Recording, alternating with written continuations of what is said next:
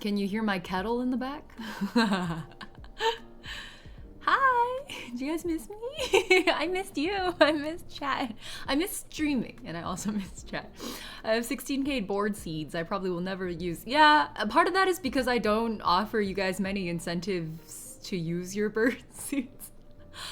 So part of it is on me, because I was about to say I hate redeems. I don't hate redeems. They're just like kind of disruptive, so I usually disable them. Blossom Aurora, I appreciate it. Hello, hi Blueberry. Seba, aka guys. I don't have no idea what I'm saying, if you're saying your username properly, but welcome to chat. I saw your first time chat earlier. Welcome home, mother. Thank you, child.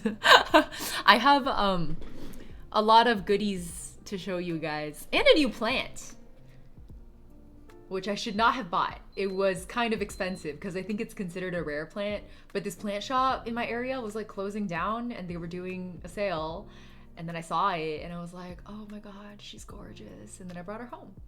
She was like $70.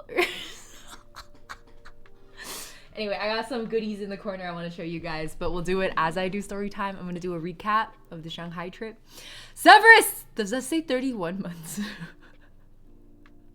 That's crazy. Wait, also, I think I missed like a bunch of resubs. Let me thank you guys real quick. Coin Kibbles and Lady Magdalene both resubbed off stream yesterday. For why? Unclear. Thank you both for resubbing if you're here. Aurora, Severus, and Kami, thank you all for resubbing 10 months, 31 months, and 34 months, respectively. I appreciate you all. Thank you very much. I miss you in stream so much. Thank you for everything as always. Thank you, Severus. Thank you as all. I owe Severus so many video reviews. I think I owe Victoria more. Kami says, you've definitely been missed. I can't imagine a 12-hour jet lag. 2 to 3 hours kills me whenever I do it. I think 2 to 3 hours is kind of harder in certain ways because you feel kind of gaslit because it's so like minute. But yeah, 13 hours is, wait, what is it? 15? It's a 15-hour time difference. It's pretty wacky. Cosmic, what's up? Thank you for 27 months. Thank you for the resub. Okay, thank you guys for all of the resubs pouring in because I've been missing for 2 weeks. Just missing in action. I considered streaming this weekend, but honestly, I don't regret taking the weekend off and just like recuperating a little bit. It was really good. I had a nice quiet weekend after a very not quiet 2 weeks in Shanghai. So I have some pictures and videos for you guys. Very excited. I decided, there was a time when I was the kind of person who would like make vlogs.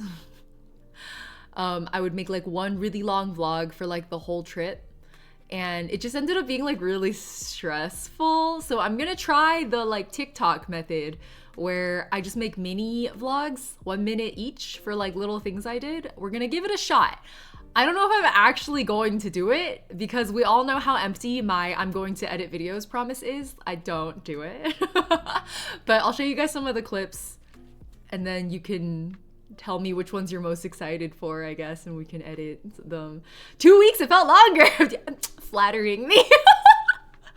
You have every right to not stream. Your health is more important than anything. Yeah, exactly. And since I'm a filthy casual streamer now, I can do whatever I want. It feels great. But thank you, Kami, for that reminder. We need to learn all the tea secrets from the tea farm. Yeah, I feel like the tea farm ones are the ones I would be most excited to edit, so I might start there, and then maybe that'll get me over like the cold start and it'll be easier. Also, did anyone notice that my hair grew like a lot in 2 weeks? Like, it's visibly too long now. This is like really obviously beyond the point at which I usually cut it. And you can tell because it's starting to curl at my shoulders. On a bad day, they flip out. I look like fucking... What's the character I'm thinking of? There's like an iconic cartoon character with like the bob that flips out at the ends. If you're working with an engineer from another country, would they be an Jafar considering that? Wait, what does this mean? Am I missing a reference? Is that a joke? Oh, like engineer and Jafar and you wherever you are. Got it. It took me a moment. Yeah. Good pun. I actually, fun fact, I think this is apparently pretty common with a lot of tech companies, but my company didn't allow me to even bring my work, this is my work phone. They didn't let me bring my work phone to China or my laptop. Like, not only was it you, like, what I would have expected is like, oh yeah, if you use your work devices in China, make sure you use a VPN, you know, like, no, they were like, you will not bring your devices. I was like, oh. Guess I really have to take that vacation now. Anyway, Severus is my favorite mod reel. Wait, what does Severus do? Mom, miss you too. Thank you. Do you need help with editing? Well, Severus and Vicky, and I guess for Cliff's channel we have a separate editor. So we got Koo over there. I think between the three of them, I'm basically being carried. And then when I have extra, which hasn't happened in like a year, when I have extra, it usually overflows to Lane a little bit. But you guys will notice the same editor is always credited in my videos, if an editor worked on it, which nowadays I don't upload anymore. So. Oh my god, I don't know if any of my coworkers are like watching this stream right now, but if you guys are, I came back to like the craziest news at work. My manager set up like a sync meeting and was like, welcome back. I want to catch you up on some things that happened while you were gone. And I was like, that feels ominous. And like a lot, basically like some of our higher leadership left the company like really suddenly. And then a lot of my teammates suddenly went on leave. So I'm now effectively the only member with my role. Like there used to be 3 of us and now I'm the only one left on the team. And there were a bunch of like reorgs, and then we have an intern and a new hire that are both starting like this week and next week. And 2 more new hires on our sister team that I work really closely with. And so there's like a bunch of people who are missing and a bunch of new people. And I'm sitting here like, who are these people? I don't know, you guys. But yeah, it's been a rough 2 days at work. So frankly, don't know how much longer I'm gonna stick around. So who knows, maybe I will become a full-time streamer for a while. Oh my god, what if I get fired next? A girl can dream. Anyway, let me start the story time. I don't want to drag on for too long. You know how I am. I just yap sometimes. It's already gonna be a just yapping stream, so I don't know why I would expect anything else. Moonsin, thank you for the primary sub. Happy 25 months. OMG, you're a senpai. Congratulations. What? This happened to me when I used to work retail. Once I came back after 2 weeks and half the managerial staff had been fired. Is this common? Is this more, have I been blessed to never have experienced this actually? Like I'm used to a mass exodus. I'm used to a whole team quitting. That has happened to me before for like very understandable reasons. But the way it's happening right now through like, I don't know, really sudden things that nobody expected or a little bit, sounds like a fuck this shit, I'm out situation. I won't lie, I'm tempted. I will not lie. I will be very honest. I'm very tempted. But also getting out is kind of hard. Tech industry has some really good golden handcuffs. The dream of being unemployed and finally being able to properly sleep. So fucking real. I have at least 3 years worth of savings. Why don't I just sleep for 3 years? Like what is stopping me from sleeping for 3 years? Really, realistically. If I have 3 years worth of savings. What am I doing? Time to go full-time Genshin streamer. Don't make me kill myself. Okay, sorry. I'm yapping. Well, that's today's stream topic is yapping. So I guess that's to be expected. We'll start here. I'll like pull in images and stuff one by one. I'm sure it'll go great. I have no plan. Usually, you guys know I usually make like a little album with like carefully curated photos and videos from my trip. And then I like go through it together with you guys. But instead we're gonna go one by one because I don't have any time to prep. Do you like cheese? Always. Oh my god, I keep clicking the wrong thing in Google Photos. I'm dying. I'm very partial in particular to the... Have you guys ever had the really big block of cheddar cheese from Costco? So good. That is pretty food you have there. I just want you... I don't know how many of you guys are American, but as an American, this meal... It was my first meal coming back to Shanghai for the first... Okay, for those of you who are new here, by the way, my family is Shanghainese. Going to Shanghai is not so much a tourism thing as it is like visiting family. So it's like a half and half. I'm here to have fun and also here to just like do family gatherings and catch up with everybody and give gifts to my cousins who I haven't seen in a long time. So it's a mixed bag for me. But this is my first time back to Shanghai in 7 years, and my first time seeing a lot of my relatives in 11 years, because I was supposed to visit in 2020, and then of course COVID happened. So got a little disrupted there. But basically I got back and my brother happened to be in town in Shanghai. He like works from Shenzhen a lot nowadays. So he flew to Shanghai because I happened to also, we had a good few days to overlap. So he flew up and he took us out to like some mall, and he was like, we will choose literally any food here and it will be delicious. And I was like, I'll take your word for it. And he brought us to this place because it looked good. I think it's a yakiniku place actually, but I ordered salmon because I was feeling like it. I think this meal, like for 4 people, probably wasn't even 20, maybe 30 US dollars.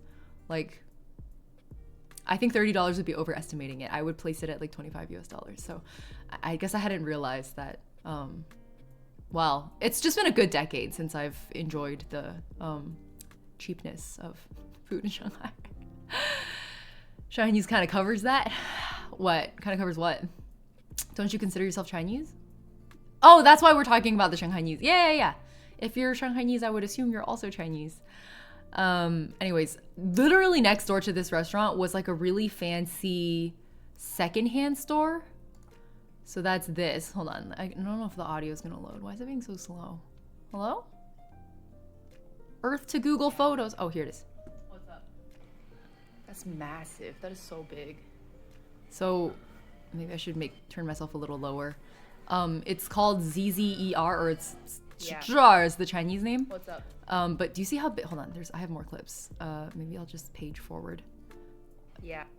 Oh, they had lockers that you had to use WeChat. They gave you little gloves to handle the stuff, and it's like specifically luxury consignment. It's all like designer shit, and then they had a special room in the back that was like the most, like Chanel went in the special room, right? Like the most expensive stuff goes in the special room. Let me see if this clip covers some stuff. Bags. There were honestly mostly bags. I think people were probably mostly there for bags. So many bags. Your parents are from Fuzhou? When's the last time you visited? How long has it been for you? I'm starting to realize that like a lot of people haven't visited Shanghai in a really long, China in a really long time. I'd be so afraid to break something. Thankfully, I think it would be pretty hard to break these bags. I saw this really cute hat. Hold on, let me show you guys. Nothing is loading. Why is it so slow? I knew I should have taken some time to prep. So it looks really good, right? But the price tag fucking shook me. I think it came out to, hold on, you had to like download their app and scan the tag to get any price information, which was annoying, but. Oh. 5,000 RMB. What was that again? I just remember being like, I didn't expect that hat to be that expensive. Hold on, let me convert that. This hat is 700 US dollars. Why? I think it might have been Chanel. That would explain it. But anyways, just giving you a sense. So I realized this trip actually that that luxury secondhand is really big in China right now. There were a lot of luxury secondhand stores, but I think this is the one that's like probably the biggest name. Yeah, the worst part was actually, you know how there's like this like netting on the hat, like this netting layer. It looked really stupid the way it was on the rack. I thought it was like a protective net or something over the hat. And I was like, are you supposed to remove this? And I was like tugging on it and I almost ripped it off. Can you imagine if I accidentally destroyed a $700 hat? I think I'd cry. The hat is pretty, even the price is pretty. Yeah, I don't know if I would call it pretty. Okay, I wanna jump ahead a little bit because most of my photos are actually just me being like reminiscing, because I lived in Shanghai for so much of my childhood that a lot of it is like, it's just nostalgic for me. I wanted to show you guys my mom's tea wear corner really fast. She's insane. If you guys thought I was crazy for the way I collect tea wear, my mom's worse. Megan, happy 28 months. Happy belated birthday. Happy 28 months. It looks like you had a super great time in Shanghai from your stories. I did. Thank you very much for the birthday wishes as well. Isn't this so cute? I love this rack she has too. The only problem I think is that the cubes are a little bit small. So a lot of her teacups like literally don't fit in it, which is a little bit of a problem. And the saucers that go with a lot of these teacups had to be stacked like underneath. But when I first saw this, I was like, that's fucking cute. I just wanted to show you guys this skeleton. But this is actually, I saw this delightful gentleman Real. I walked into the room, I saw this and I was like, yo bro, same. Yeah, exactly. Ah, yes. I don't know if you guys know this, but there's a big industry in China for blind massage therapists, because the theory, and so far it feels true to me, is that somebody who is blind or otherwise, vision impaired to a certain extent, enough to be legally blind, that they would have a more sort of heightened awareness or sensitivity with their sense of touch. And so they are often popularly hired as massage therapists. Obviously you have to be trained and licensed, but it's like a common career for people who are blind in China. And so there's a specific massage therapy place that my parents go to in Shanghai where they like employ a lot of blind therapists, and they had this skeleton in the corner for some reason. But I highly recommend checking out one of these places. All of their massage therapists were so good. I went like 3 times in the 2 weeks I was there. And it was so cheap. Oh my God. I've been going to them since I was a kid though. Not this specific company, but like 2 blind massage therapists. And I just remember that's how I learned about like screen readers. And they would have apps that read out their notifications, but it was always at like 10x speed or something. And I remember thinking it was shocking that they could understand what it was saying, because it's like, and you're like, what was that? They could understand it. I don't know, it's crazy. It's pretty impressive. I found my old notebook, first of all, and then I found, oh no, I keep clicking the wrong thing and screwing myself over. 1 second. I found my old notebook and also my dad's old notebook. Prepare to be terrified. Do you see he hand wrote these notes. I think my father is insane. He numbered the pages. Every single, oh shit, I didn't realize I was on page 69. Nice. He like drew this by hand. I think he's insane. Not the Polly. I don't know if it's true. I think he did mechanical engineering, so it's probably some kind of mechanical engineering class. Physics related, I'm assuming. Yeah. And then I found some of his pics from when he was a young man. I did not get his permission to share these. Do not tell him I did this. He looks a lot like my brother in these photos, by the way. It's kind of freaky. He wrote this too. His handwriting is so nice. Look at this. What? True calligrapher. It's crazy. I don't know, man. Dad's kind of cracked. The apple doesn't fall too far from the tree. It never do. He looks like a cool guy. He really knows how to pose for photos. I was looking through this photo album like, who taught you how to do that? Why do you look like an entire gay man? Like you look like a stereotypical SF gay. He did not deign me with a response. He still does. Yeah, I know, he still poses like this. Nothing has changed. Can't imagine taking notes in Chinese. I can barely write notes in English. So true! It'd be so much harder in Chinese.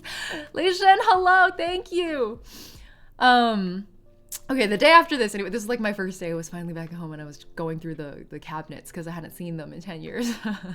But my mom took me to I think some of you guys saw this in my Instagram stories. My mom took me to a tea farm. Let me see if I can catch a good photo for you guys. So this is the farm. Oops, it's not going in properly. Okay, here you go. So this is what the tea farm looked like. This is actually the view from our window. Like I took this photo from our room's window. And we were staying at, it's called 民宿. 宿有翘舌音吗? 宿民宿宿舍民宿没翘舌音了, right? Can any Chinese speakers help me out? Anyway, this isn't even the big, this is one of the smaller tea fields. The big ones are like in Longjingcun, like the proper Longjing village. Shit's nuts. They're like, it's like valleys and hills of tea plants. So this is considered small. And the reason we were up this close against the farm is because the Minsu is, thank you, artificial idiot. Minsu is like I guess the best translation is like a bed and breakfast, but the insinuation is that it's like, you know, very like locally owned and operated. In this case, it's owned and operated by the tea farmers themselves. So the B&B that we were staying at was actually just like a mini hotel that was operated by the tea farmers. So our view from the room because their house is right up against the farm. Let me show you guys. I took this photo of my mom. That's my mom sitting at like the little table in our room looking out, and they had a little cable car because the tea plantation, I guess, tea farm was right up against like a really famous Hangzhou scenic area. So there's like a little cable car thing that goes up every once in a while to take people up to the peak. Yeah. You stayed at the farm. Yeah, we literally stayed basically like on the farm, but it looks like a hotel room. So that was incredible, actually. Okay, sorry, I clicked away the wrong way again. Let me see if I can show you guys a little bit more of the view. Here you go. Here's like a video pan. Yeah, no, this trip was like a dream come true. This tea trip specifically. So this is the view from the room. That's just me standing in the room. For the final harvest, so you can see. Oh yeah, so that's me explaining that you can see little like bald bits in the shrubs, and that's because we're nearing the end of sort of the spring tea season. So if you're not well versed in tea, for longjing especially, which is a type, usually it's used for green tea, people pick it when it's at its most tender. Usually that's in March through April. So the earlier you pick it, the more tender the buds, right? And so the more prized it is. And so you'll see longjings especially described as being like pre-Qingming or pre-rain because they are the most tender shoots of the bunch. So this is what happens after they're done harvesting, and then they like cut everything back, and I guess that's part of the process. I don't really understand it, to be honest. They were teaching you a lot of things. You're really non-stop, Kibo. Non-stop with these puns today. 24 hours of flight for tea. I guess back and forth it adds up to 24 hours. That's fair. Oh, and they also gifted us a little bit of tea like directly in the room right here, which was nice of them. They had a really cute cat. The cat's name is Ying Bang. This is Ying Bang. Ying Bang means British pound. And then one of the people who was one of the groups that was checking out right before we checked in was like, "Oh, do you have a second cat named Mei Chao?" Mei Chao means like US cash. It was a bunch of Singaporeans. I think that's why they said Mei Chao instead of Mei Jing. I don't know if that's like a Singaporeanism or something, but yeah, this cat's name is British Pound.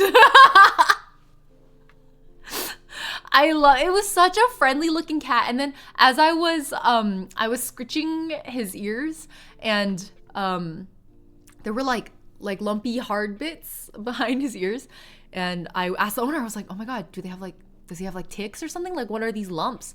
And she was like, "Oh, those are just scabs." And I was like, "Scabs?" She was like, "Yeah, he gets in fights with the feral cats around here."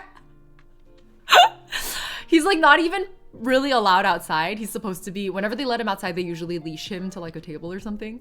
But she was like, "Yeah, last time he got in a fight with feral cats." And then we were like, "Has he been fixed?" And she was like, "I feel really bad doing that before he gets a girlfriend." She was like, "Once he gets a girlfriend, we'll get him fixed. I don't want to cheat him of his life experiences." I was like, damn, British Pound living well. He's pounding the streets. British Pound trying to colonize the streets. You guys have no chill. Okay, let me show you guys a little bit. I think if you guys follow me on Instagram, you would have seen this a little already, but this was me getting to, a lot of these bushes, the ones that have already been harvested, get trimmed back, right? And so there were like big fat furrows between them where it's really easy to walk. This was harder because I was trying to I had like, basically I'd come around this side. You see where there's like a wider path over here and some people standing over here. I was standing over here and I saw these two picking tea, and I called out to them and I was like, "Can I come like take photos or film you guys picking tea?" And this lady in the blue was so friendly. She was like, yeah, head over. You can like go over there and then like walk through the bushes and come join. You can come pick some too. And I was like, oh shit, she's really friendly. So then these bushes were like drenched, by the way, with like rainwater and like morning dew. So by the time I made it through to them, my pants were like dripping. I did not bring a change of clothes because we were only staying one night. So I was like, I'll just tough it out. And now I just had like wet pants. But when I finally made it to these ladies, they were so sweet. This woman in particular was like so talkative. She's my favorite. I from start to finish, never got her name. She like never once told me her name. I asked multiple times and I think she didn't hear me. This was her like basket, and in this you can actually hear her explaining what she's doing a little bit. That's her sister, I think. And she's the older sister of the B&B owner's mother-in-law. So they were picking, when I joined in, I was asking, I was like, they were like, oh, come on, you can come pick some too. And I was like, I don't know how, what do I pick? And they're like, so you just go for the really like the really tender light green buds. And I was like, but how much, isn't it supposed to be like ya or ye, which is how they describe here. Let me show you. This is the tea that I bought from the B&B owner. Let me show you if I can grab. Okay, can I do the like makeup guru thing? I want to show you guys what ya or ye means. Okay, so do you see how this is like 2 leaves and a bud in the center? Can you like make that out? Do you see that? Why isn't it not focusing? But you see how the shape is like 2 leaves and there's a bud in the center? Party! Sleep well. Thanks for hanging out. Let's see if I can find one where it's like a little bit more obvious. But like literally every single one of these tea leaves is 2 leaves and a bud. So that's how you usually harvest green teas. Or rather I should say like the light green teas. Longjing in particular does this one is a Mingqian Longjing. That's why I labeled it like that. Mingqian means it's before Qingming, which is a festival, I guess, in March through April, usually in April, where we go Salmu. Oh my god, this is so hard to translate. I can't do this live. Where we go like visit the graves of our ancestors and clean them off and pay our respects. It's called Qingming. And Qingming is usually like lightly precedes / is the beginning of rainy season. And so it's the Mingqian would be specifically before Qingming. And then if you got Yuqian, which is pre-rain, then that would be before rainy season starts. And they're 2 different periods of time. Like one is earlier than the other, so one is more expensive than the other. And then there's Yuho, which is like just not even worth as much money in general. Sweep tomb, literally, yeah. Salmu literally translates to sweep tomb or sweep grave. Gotta clean those graves. Gotta bring some wet wipes. Anyway, we got a selfie with the farmer. This is her. This was actually while we were picking. We were talking about, so what I was saying earlier actually is that she was instructing me on how to pick the green buds.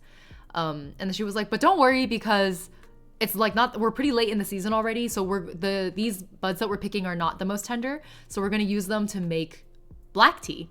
And so that's this tea that I bought this tea from that lady. I bought a lot of it. And she was like, yeah, I'm literally taking this home to like process into red tea. And then I want to say red tea or black tea, they're interchangeable. They're the same. Like in Chinese, it's red tea. Europeans call it black tea. So anyway, I want to hear all the tea about the tea. I got you. I'm working on it. We're in the middle of it. So I'm a pretty relatively outgoing person. My mother is very, like even more so. She's incredibly forward. So she is overhearing our conversation from like, she didn't want to come in with me. So she was just standing outside and she goes like, can we see? Are you guys making it today? Can we see? And the farmer's like, yeah. Like come to my house. We'll walk. It's in the village. It's right there. Come to my house. I'll show you. So we literally dragged this woman out of the fields to take us to her house so she could show us how she makes black tea out of green leaves. This was us like, oh my god, I'm so excited to edit this short actually because we were like walking and talking. During this walk, she goes like, yeah, so I'm like 72 years old. And we're like, you're 72? Like, look at this. Look at her. This woman is 72 years old. Look at how lightly she walks, how like straight her posture is. She's holding some heavy ass stuff. Like that tea is not light. Okay, and she has a big bag in one hand and a basket on the. She's 72 years old. Crazy. We were watching her walk. We were like, after she said she was 72, we were like, can we hold some bags for you? She was like, no, I got it. We're like, fuck. She does not look a day over, I don't know, 40, but she does not look a day over 50 for sure. She's so friendly. So we literally go to her house. She's like showing us the ropes of how they, so this is, the first step is to spread out all of the tea onto this like, I mean, if you guys play Genshin Impact and you've been to Chengyu Vale, then you know, you've seen these. They're like the big tea basket looking things, and you spread the tea out over them and they get a little bit of sun. So they basically get wilted a little bit in the sun first. And that's the process that he's doing here. I'll show you more of that thing later. This is the finished tea. So this is her literally like treating us to her homemade family grown tea. That's the 2023 batch. And then she has I think that's the 2024 batch. And so she is showing us like the difference in flavor between 1 year aged and like freshly made. Because for black tea, usually the aged teas taste better. They have a more like depth of flavor than the fresh ones. That's just how black tea is. So you like want to let black tea sit. 21 months, thank you, Benny Bon Bon. Mekina, did I thank you already? I think I did. Okay, Benny, thank you for 21 months. I appreciate it. Hope you've been good. So anyway, she was literally just like steeping tea for us. All of the tea farmers had these like massive tea thermoses, or like water thermoses, I should say. It's always full of hot boiling water. And then she's telling us to like taste them and test the flavor basically. Anyway, let me see if I can show you. They had like a mill. It was like they were milling. Oh, here it is. So I mentioned earlier, there's the sunning step, right? Where they spread it out over those like baskets you've seen from Chengyu Vale. And then they sun it for a little bit. After it's been sunned, they put it in this like mill looking thing. Shoot, did I not have oh, I do. I got a little bit of a video. So it gets milled over here, where basically you're like rolling it. You're rolling it in this kind of a motion. I think they used to do it with like a hand cranked mill kind of thing. Nowadays, everything is like mechanized. Is that how you pronounce it? So 大红袍不是大红袍，是龙井，龙井做红茶。Yeah. 我这次才知道龙井可以做红茶，我还以为一直是绿茶呢。我到现在只喝过龙井绿茶，我没想到过会有做红茶的这件事，味道很特别。Anyway, yeah, it's not Da Hong Pao. I'm a big Da Hong Pao fan though. It's one of my favorite oolongs. Jade Ivy, thank you for the resub. Happy 8 months. One more month and then we have a little baby. Redeem time? What does that mean? What are we redeeming? Are all of the farms in that region like small handmade tea farms? Yeah,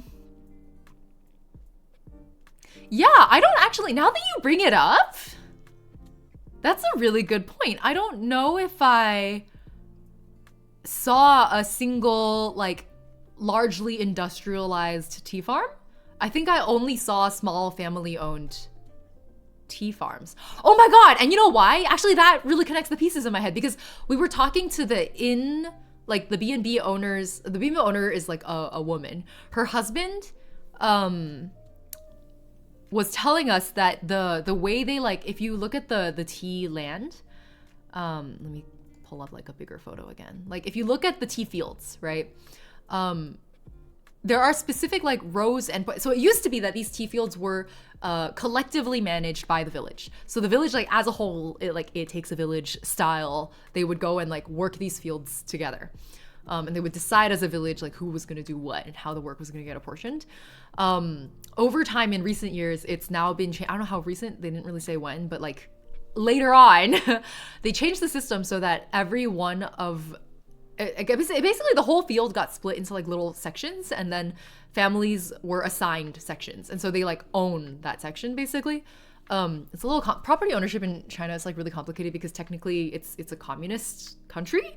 So that means that the government technically owns everything. Like the people own everything. And the people as represented by the government then manage the land that everybody collectively owns. That's the concept. And so I think it's like you have the rights to farm this land is how they did the sectioning off. And so I think that's why there are no, as far as I could tell, I didn't see any like massive tea plantations that were like corporately managed, right? Like no large corporations manning any of these fields. These are like small farmers, small farming families in small farming villages. And actually, let me see if I can find like a graphic for you guys. I think there's like a map.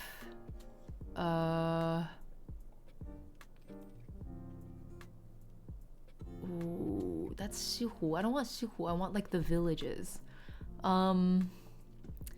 So Okay, hold on. Let me just show you guys this Google search I'm doing. So basically, Longjing is a type of a tea, but it's also the name of a village. We were not specifically in Longjingcun. We were in a different village. I actually forgot what it was called. It'll come back to me.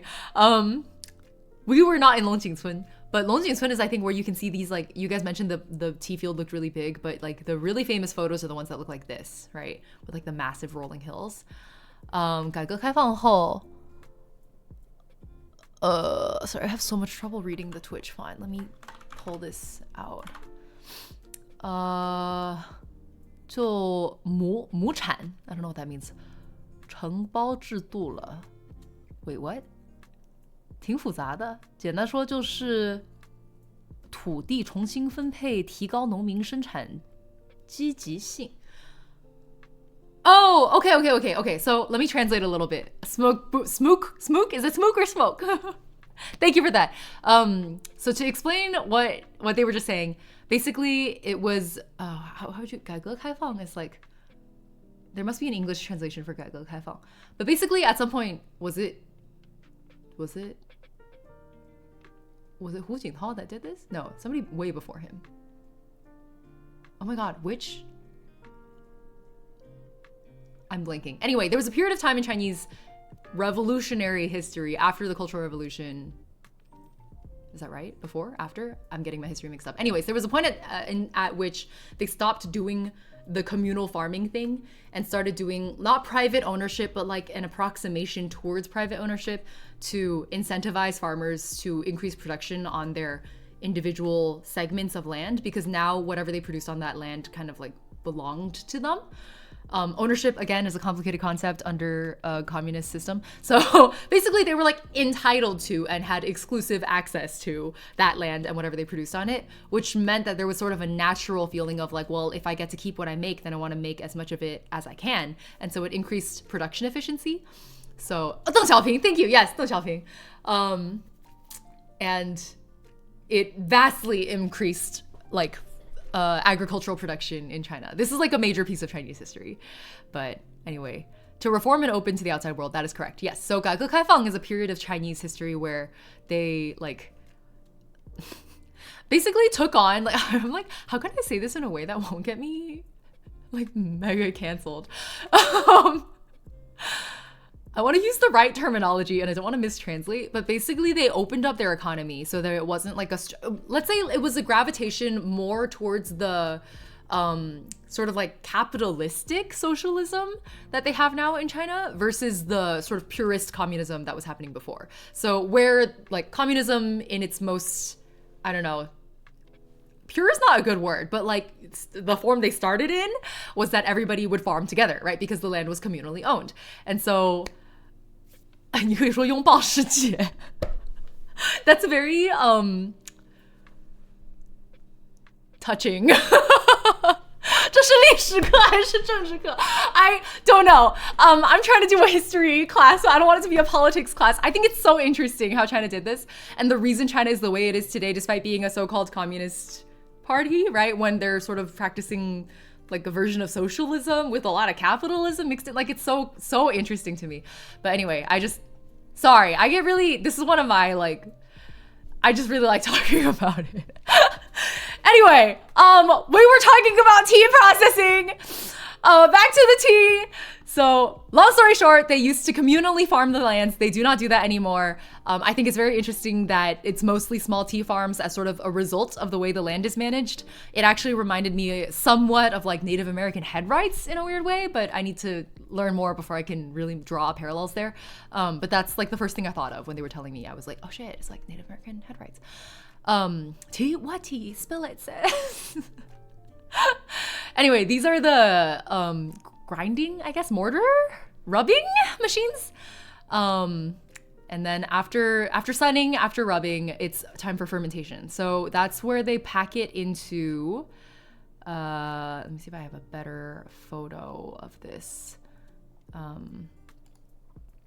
They like collect it into another basket. You can tell it's plastic lined so that it's a little bit more waterproof. And then they pack it into this kind of a shape, like a donut.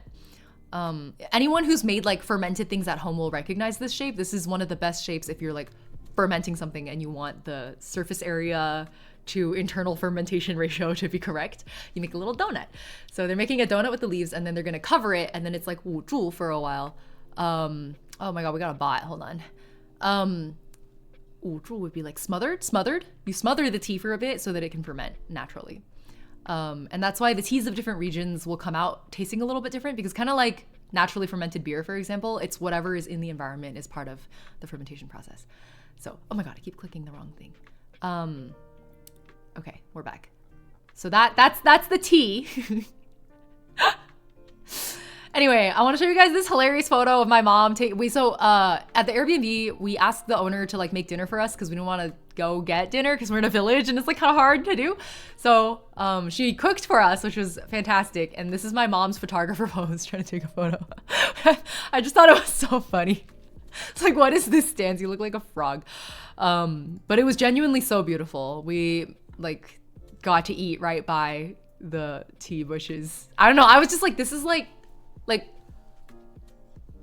梦幻中的那种情景, like a scene from a dream. She's going all in with that pose. She really is. I love potatoes. Welcome to chat. The food is so good. It's so good. So I think I had a video talking through a little bit of it. Here, let me unmute it so you guys can hear. I think I misspoke at one point if I remember correctly. But this was in my Instagram story as well. Okay, here we go. I'm sorry, I forgot I was speaking in Chinese. These are veggies they grew in their own backyard. These are wild bamboo shoots. I think I said 野山莴笋. I said 莴笋. I meant 笋. 野山笋. So this is wild bamboo shoots, which you have to like dig out of the ground. 这个叫什么?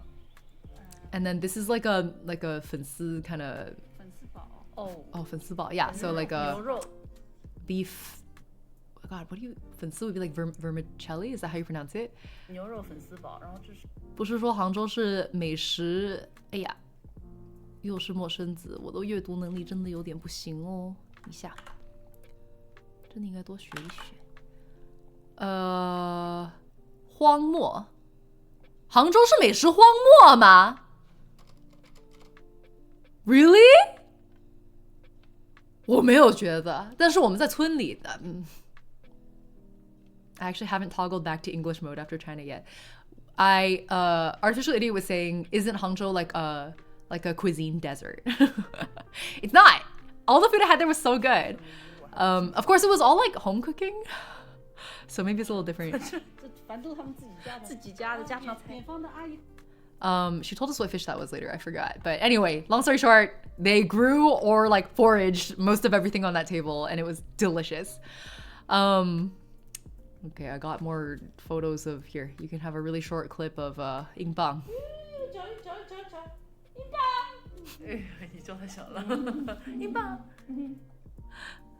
Anyway, I love this cat. It's one of those like really stubby looking cats. He's got the like really short neck. I love British Pound. Anyway, this is another tea farmer that we met later on. We were taking a walk in the dark and she was working on her tea like pretty late into the night. She and her husband. Her husband mostly makes the teas and then she's the one who like packs them and like handles operations and brands them and prices them and handles money and whatnot. Her name was so interesting. Hold on. I think I took a better photo with the 名片. 红袖女. Like how would you even translate? Like dainty lady? Like that's her name. I love it. It's so fucking I don't have an adjective for this. But she was really interesting. I like made an offhand comment that I didn't think she was gonna hear, where we were sniffing. This is from her like tea stacks. I was like sniffing around in her shop and like, you know, sniffing her different teas and whatnot, and we were talking to her about how we were staying at a mingsu at an Airbnb on a tea farm, and like we had picked some of the teas with them early in the day, and we were like really very happy and pleased with the tea that we'd gotten, because at this point I already bought like a ton of this tea, and she kept saying, it was really, she got so competitive. She was like, yeah, well, our tea is better because those like the place where you're staying is like in the valley and my tea farm is on the hills, and Longjing is only good if you grow it like on the slopes with elevation, and since I have higher elevation, like my tea is better quality. It was so cute. Like the way she did it was just like very cute.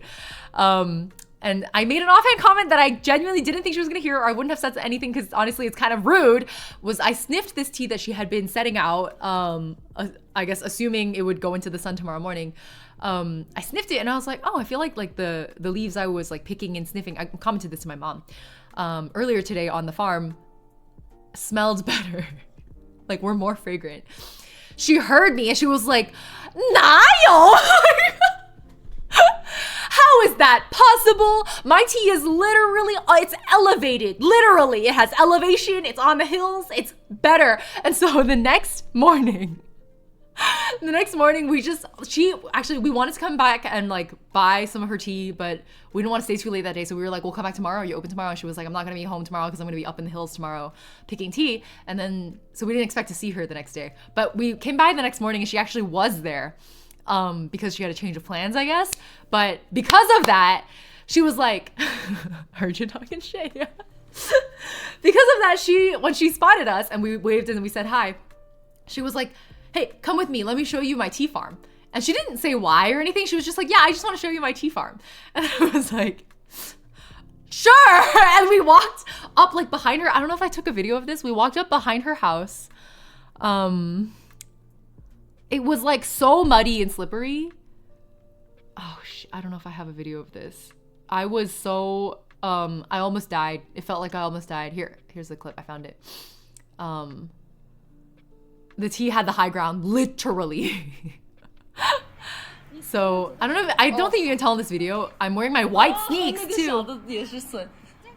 She's like telling me about that's a wild bamboo shoot, by the way. Usually you would have to dig it out. Because the best part of it is underground. So this is her tea farm.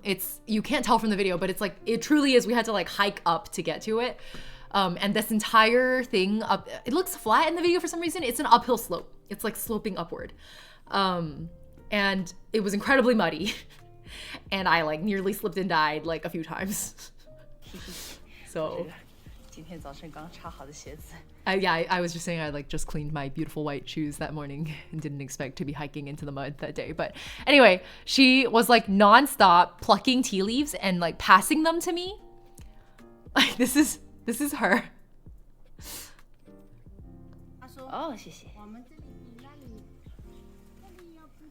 This is her. If you can hear her, you can't really hear her, but if you can hear what she's saying, she's basically going like, yeah, you're like, I think she thought my mom said it the night before. She was like, yeah, your mom said like our tea didn't smell as good as like the tea at the place that you're staying. So like, here's a bunch of tea, like sniff it, taste it. You put some in your mouth and like eat the tea leaves, okay? Isn't it fragrant? Isn't that really good? And then I had to play along and be like, oh yeah, it's so fragrant. It's so fresh. Honestly, I could not tell the difference. She took it so personally. She picked so many leaves and she kept like cramming them into my hands. And I literally was like, what do I do with these? She didn't bring a bag up, right? Like she just walked up like hands free, no basket, nothing. And she just plucked leaves and shoved them in I had like 2 handfuls. I kept putting them in my pockets because I didn't know where else to put them. I was like, all this tea is going to waste. Anyway, she was so cute. She also like, when we got back, she pulled open a magazine. I think I took a photo of it. It might've been the night before. Let me see if I can find it. She pulled oh, here it is. There's like a magazine article that some English magazine did where they featured her. That's her in the photo. They had featured her in some magazine in an interview. And she like very proudly opened them. And when she heard that I was from California and that I could speak English. And so she was like, oh, like you can speak and read English? Like here is this article about me in English. I love this woman. Is there really a difference between fresh and dry tea leaves? What do you mean by, do you mean fresh as in like not dried yet? Or fresh as in like freshly dried? Because there's absolutely a difference. Anyway, it was actually a very interesting interview. So I present this to you now, where she like talks about, I actually asked her a lot of these questions as well. So it was really interesting when I opened the interview and I was like, oh, like this interviewer also asked her the same questions. Cause I had a lot of questions about like how many people they need to pick during peak season, and like who does she hire and where does she hire them from and how does she pay them, and like how profitable is this business. And like I had a lot of questions about the like operations aspect, basically, because her husband, when we asked him these questions, he was like, I don't know, ask my wife. So yeah, picked some green tea with Sicilian lemon and ginger to drink. Ooh, what is Sicilian lemon? That sounds really good though. I hope you enjoy. God, she was just like also peak hospitality. She kept offering us like more tea to drink for free. I guess it wasn't that free because we bought tea from her, and so she kept offering us more. These are 2 cups from like there's a local couple sitting across the table from us. We just like joined them at the table, and they were telling us how they live in Hangzhou, but they frequently come. This is their favorite tea shop, and they were like talking up boss lady so much. They were like, yeah, no, her tea's the best. Like nobody can beat her. We've tasted all the teas in this area. Like hers is definitely the best. That's why we're regulars here. Yeah, we just like got off work and we came here for like a cuppa. That's what we do. That's our habit. That's how much we love the shop. Like they were really talking her up, and I was like, okay, I'll buy some tea. Shit. She also had, oh my God, the most delicious osmanthus flowers, like dried osmanthus. I also bought a huge bottle of that and a huge pack of it. But these are like these dumplings made from I'Hao. Is I'Hao like mugwort? I think I'Hao is mugwort. Hold on. Let me do a translation. So it's green because it's made from I'Hao, which grows like just everywhere. I'Hao is mugwort. Yes, mugwort. So these are like mugwort dumplings made from rice flour. So they're really like mochi like. And I think they had like a savory filling. I didn't get to eat it because we were so full. We had come after dinner, but anyway, that's the Napa Valley of tea. No, China has so many, by that standard, China would have so many Napa Valleys of tea. This is the Napa Valley of like a specific type of tea, which is Dragonwell. So Longjing tea in this area is like a very specific cultivar? I don't know what the word I'm looking for is. They do look like mochi empanadas, don't they? They do, you're so right. The cookie is cookie. Thank you for the Prime sub. I'm realizing I didn't realize I could yap like this about tea, guys. I like genuinely didn't know that about myself. I could go for hours. Whereabouts was this farm? Let me get a geotag real quick because I genuinely forgot the name of this village. Because we were not in Longjing village. We were like right by Linsi, which is not helpful if you don't speak Chinese. This is...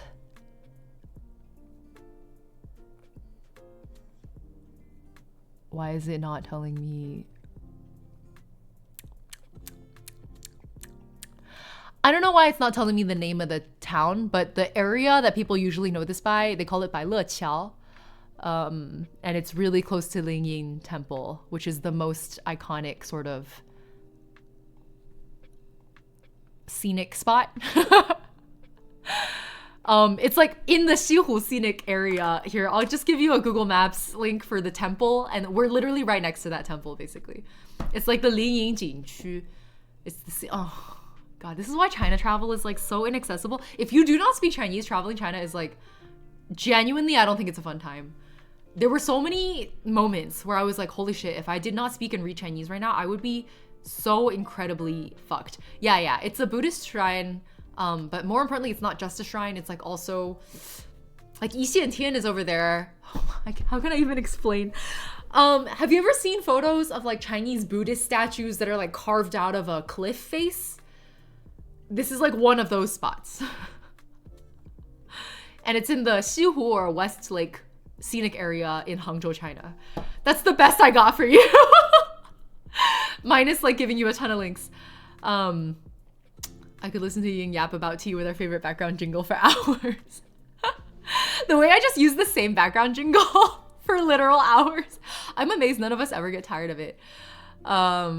Anyway, let's move on to the next day in the tea village. I will only go this in depth for the tea trip. Everything else after this is going to be much more light-handed and fast. But this was our breakfast, also served by the B&B owner the next morning.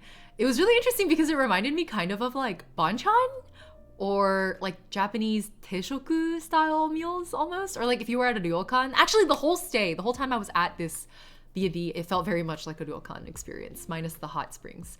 It was like instead of hot springs, they had tea. But yeah, it's all like little Chinese dianxing, I guess, served in a way that really reminded me of audiocon breakfast. The music is very low key, so it's nice. I'm glad you feel like that. I really like this background track. It's like a 2-minute loop, so we're listening to the same 2 minutes of music for like hours. Anyway, let me continue. Oh yes, if you're gonna find actually a lot of really seasonal lattes, like coffee culture is kind of picking up in China now. It didn't for many years, and it's like really picking up now. Cafe and coffee culture. So this drink that I'm holding, this is a hot osmanthus latte, and then this cold one I'm holding is let me think, osmanthus rice wine iced latte.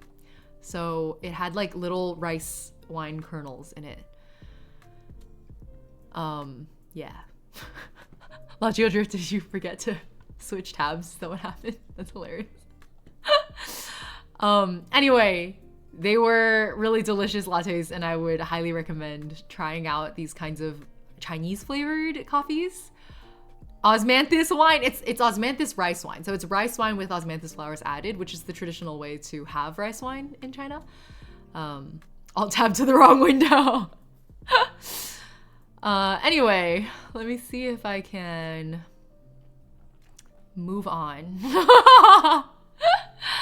Oh, so we actually went into one of the temples. I don't think I went into Lingying specifically. I went into one of there are many temples in this area. Actually, let me show you guys. I bought okay, actually, before I say anything else, first, people who are Chinese diaspora, I guess, like Chinese speakers and Chinese people who are familiar with Chinese culture, and people who are not, no matter what your background is. When I hold this bag up, what are the vibes it gives you? Tell me.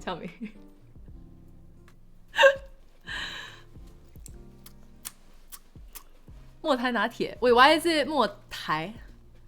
What does the Thai mean? Oh my god, my white balance is all off. What is this? Here, let me model it for you. It's like a sling bag. Sensual? It's giving you sensual vibes? It's a bag. I'm just gonna clarify that. I don't know vibes. It's cute though. That's what I thought too. I saw a lot of people wearing these bags and I was like, damn, that bag's cute. I want one. 出家人养. Yeah. If you throw it in front, Loki gives apron. Oh, mailman vibes? I see that. I like aprons though. Yeah, it's like a big ass sling bag. All the tea I bought on this trip, I put in this bag to take home. It holds so much. It's crazy. Mail person? Okay. Yeah. It also holds an entire water bottle here, by the way. Let me see if I can demonstrate here. I have like a room spray bottle. It just like, dook. It's really deep. Reminds me of my grandparents. Okay, so I saw this bag and I was like, damn, that's a handy bag. I want one. Also, it's kind of cute. And my mom was like, are you crazy? And I was like, why? And she was like, 那是烧香的啊. And I was like, what? As in like, this is the bag that like monks wear. I mean, I knew that, but like, I didn't realize that the association was that strong. I thought I could get away with it. Yeah, my mom was like, that it's like very explicitly tied to the types of people who go to like Buddhist shrines and temples and burn incense and like pray. They're like on a pilgrimage like that, or monks, or they're just monks. That's what this bag is. It's like 烧香包. So yeah, I knew that monks wore this bag, but I didn't know that people who weren't monks also wore this to like go on their Buddhist pilgrimages. So I was just like, damn, that's a nice bag and really handy and holds a lot of stuff. Like, I want one. So I bought one. It was like 30 RMB, like whatever. That's like $5. Like, it's fine. The workmanship is not that good. It's fine. I just think it's really useful. Anyways, my mom laughed at me for buying it, which is fine. I expected that. But then I brought it back to the B&B, and the owner looked at it, and at first she was like, wait, why'd you like buy a monk bag? And then I said something along the lines of like, well, I'm probably not gonna wear it in China because I can't get away with it. But I think in the US, like I think in California, it would look, I think it would look cool. Like I think I would enjoy using it outside of China. And this lady who's like basically never set foot outside of like her village even, I mean, that's exaggerating. She hasn't like majorly traveled, and definitely hasn't left China. She like takes one look at the bag, thinks about what I just said, and she went like, I can see why you would want that bag. Like, I guess in California, that would be pretty fashionable. And she used the word fashion, like in English. And I was like, oh my God, is this woman just like, is she just like chronically online? Like, is she one of those like 小红书, like pros, you know? Chinese social media pros? Anyway, I just thought it was really cool how she caught on to the fact that I found it actually quite fashionable, even though it's a monk bag. I really am excited for that bag. I'm very happy about it. So, for the record, I think it's cool. Is she in chat? No, I don't think she would be. They can't get on Twitch without using a VPN in China. So, this is our Buddhist shrine selfie. This is the temple we went into. And then this is the other farmer selfie that I took. This is the second farmer. So she's the one who was like, my tea is better because it's on a hill. That's this lady. I love her. Okay, and then let me show you. We went for lunch later to so it's really interesting actually. Maybe before I show you this, I'll show you the outside. Oh, it's so loud. We went to, my mom had told me, she was like, oh, for lunch, let's go to this really famous place that does vegetarian food. And I was like, why vegetarian food? And she was like, well, there's so many Buddhist temples in this area that it's like really popular to have essentially like Buddhist food, which is vegetarian. And so it was actually really hard to find. It was like this little nook on a street. And I was like, what's that building? It looks interesting. And then it turned out it was the restaurant we were looking for. I later found out that this place has like gone viral on Chinese social media for good reason. You will see why. As you may notice, it's a very like Japanese Zen garden style, which is interesting. You can even see the like Zen garden, like rock garden over here, the pebble, like the rake the pebbles kind of garden. And then they have like a patio. The whole thing is just like super Japanese, the way they decorated the atmosphere. And then the inside of it looks like this. It was just so, I don't know, it's just so beautiful. I wish I could have captured it better on camera, but I only had my phone on me. The food too, holy shit. This was like a hawthorn. Wait, no, this was a cranberry juice we got. If it'll load. We just ordered a cranberry juice, okay? I didn't know what to expect. And then it came on like this. And I was like, oh shit. So that's the kind of place we're eating. And then I seriously, like every single dish that came up was so delicious. I don't even know what to say about it. This is like, it was a tofu. I'm not a tofu fan. This tofu, it had the consistency of kind of like, almost like cottage cheese. I don't know if I break it with my chopsticks to show you in this clip or not. Oh, a little bit. You can kind of see it's like chunky texture. Oh my God, I'm like drooling just thinking about it. I didn't expect my cranberry juice to get served like that. They had a like truffle pancake, I guess is probably what you would call it. It looks like a quesadilla. It's like filled with truffles and other mushrooms. It's crazy.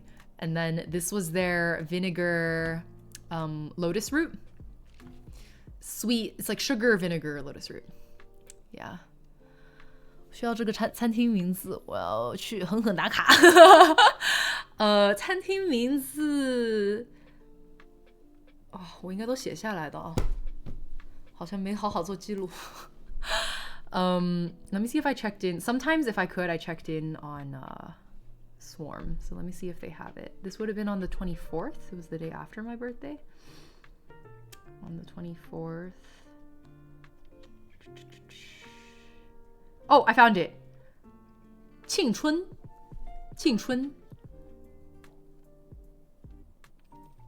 That's it. It's called 庆春. 普门, I think, if I'm reading that right. So, yeah. I don't know. Like, literally everything was so good. I had no complaints. Oh, God, I keep clicking the wrong thing. I'm so sorry. Okay. Anyway, I think... Let me see. Did we do anything interesting after this that's, like, worth delaying the rest of stream for? Oh, I mentioned earlier the like Buddhist statues carved into the rock face. Here, let me show you what I mean. It's like this. Do you guys see? There's like the big laughing Buddhas right here. And then we got a lot of little Buddhas in their own little enclaves. There's just like a lot of stuff like this, like in a whole portion of the park. How easy is it to find vegetarian food in China? Asking because I'm Muslim, vegetarian by choice. I've always wanted to travel to China. I think you'd have to be careful where you travel. I think pescatarian would be very doable in China, but vegetarian may be trickier. Most Chinese subcultures tend to really like their meat. The one exception is when you go to Buddhist communities like this one that I'm showing you, where if there's a lot of like monks and temples nearby, then they're likely to have, you can go to the temples and eat in the Buddhist cafeteria, like the temple cafeteria where the monks eat. You can like order and eat next to them if you want to. And I've done that before and it's actually very fun. But Buddhist monks eat like only vegetarian because they believe that, like in Buddhist tradition, in Buddhist spirituality, they believe that eating meat or like basically killing something for food or for any reason accumulates like negative bad karma, and you obviously don't want that. So that's why they don't eat animals. Okay, I think that's pretty much it. Oh, I think I have to show you guys this hilarious video. If you are on my Instagram story, or on Twitter, you would have already seen this, but I was trying to look at this beautiful, we found this like cute little cafe. It said, "Qie cha qie ka" on this like big banner outside, which is like, it's like, qie is like a very like archaic Chinese phrasing, I guess, but it means like you can have tea here and you can also have coffee here. Qie cha qie ka. So we went into this qie cha qie ka place, but they also qie jiu. They had wine too. So this is an osmanthus rice wine, and this is a plum wine. And then you can. I just wanted an.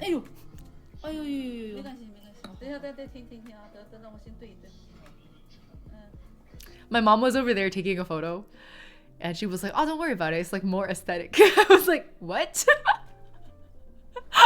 Not the spill counter! And it wasn't even a mod in the end. It was Aurora. Thank you, Aurora. Anyway, the wine was a paid actor because look at the way it came out. Like, I was pouring so carefully. Look at that. Look. Why did it come out all at once like that? When I was slowly tipping for so long. Literally, ow, I hit my elbow. Why? There is no... Anyways, the reason it happened is because the wine here... Hold on, let me see if I can show you when it's still put down. Oh, I guess my fingers are kind of covering it. But you can see that there's like rice bits and osmanthus bits, and they've all collected in the like thin little neck of the sake bottle and clogged it. And I didn't realize it was clumped. Yeah, it was just all clumped up and I didn't know. So...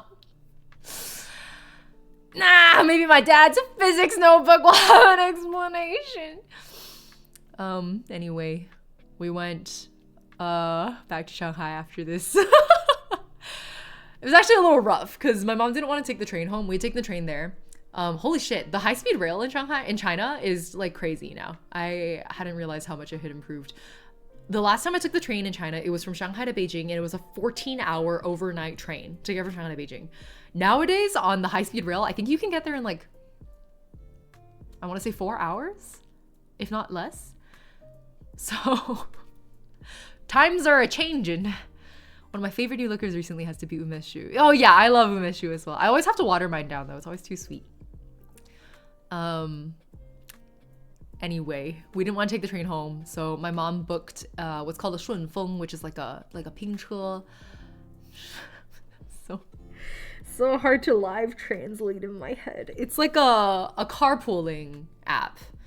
And apparently, I didn't know this, but you can like carpool from Hangzhou to Shanghai, which is crazy. That's like a 2-hour drive. So we carpooled back to Shanghai, but it was a little stressful because my mom kept getting led on these wild goose chases. So it was a little rough, but anyway. Yeah, I know. Why can't we get high-speed transit in North America? We're getting freaking robbed out here. People are always like, oh, like the US has a reputation of being the most technologically advanced country. Is it? It's not. It's really not. We're so behind.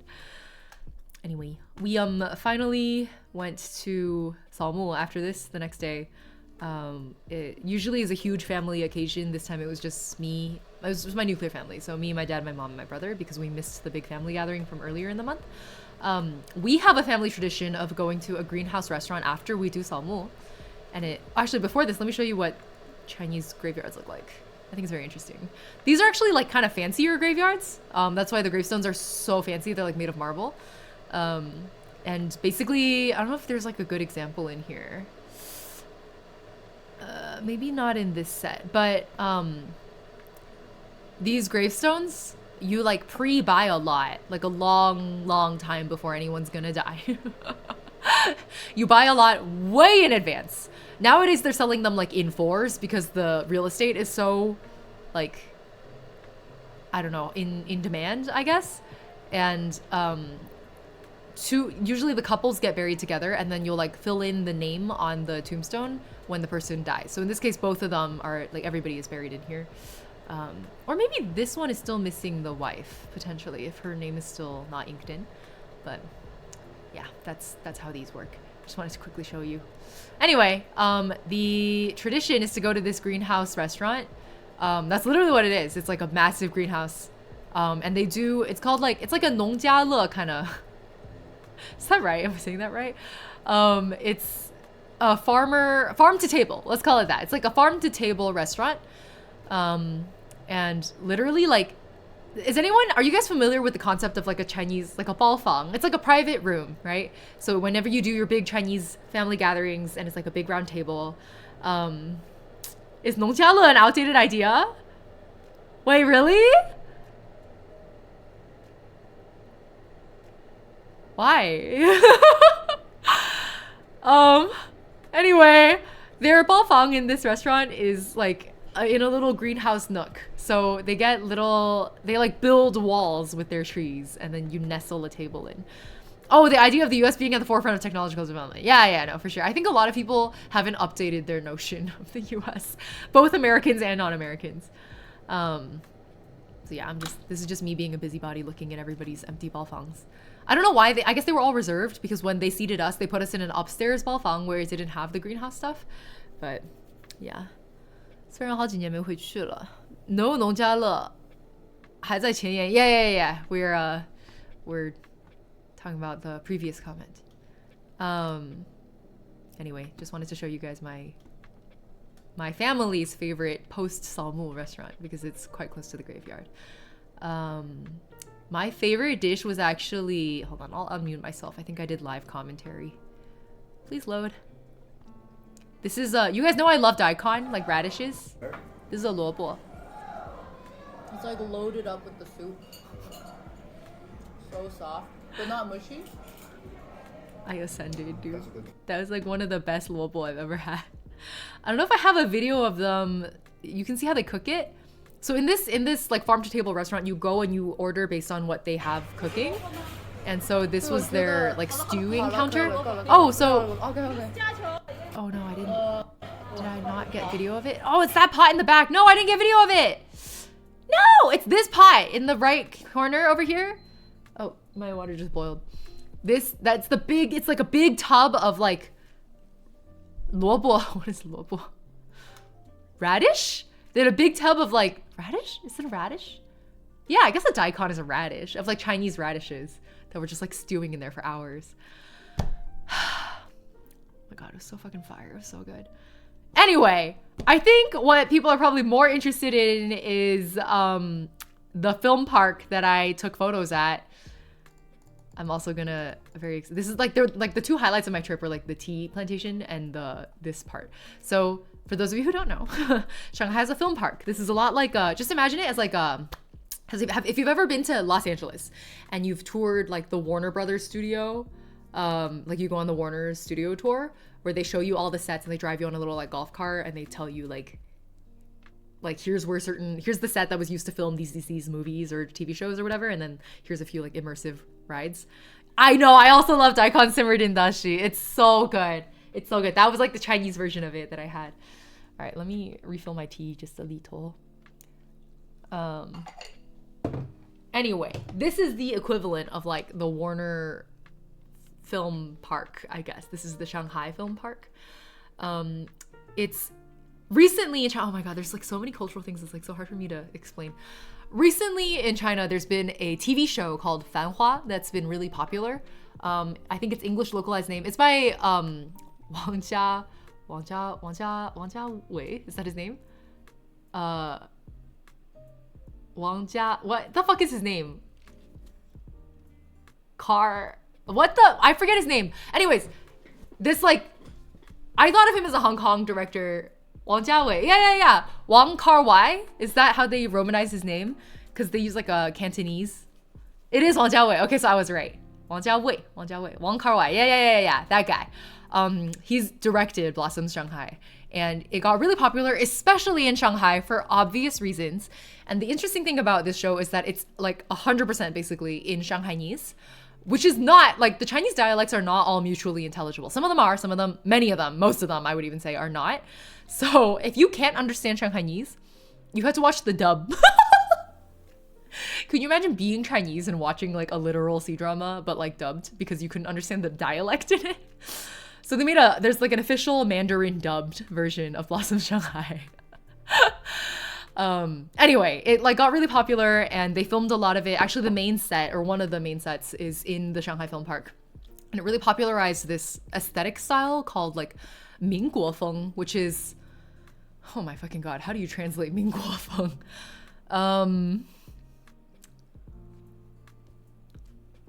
To me, it's like old Shanghai. Like if you've ever seen like a Chinese lady with like finger waves and like a really tight fitting qipao with like a feather boa or a fur stole or something, that aesthetic. So I specifically wanted to do a photo shoot with that like old Shanghai aesthetic. To me, it's old Shanghai. To most of Chinese people, they would call that Mingguofeng.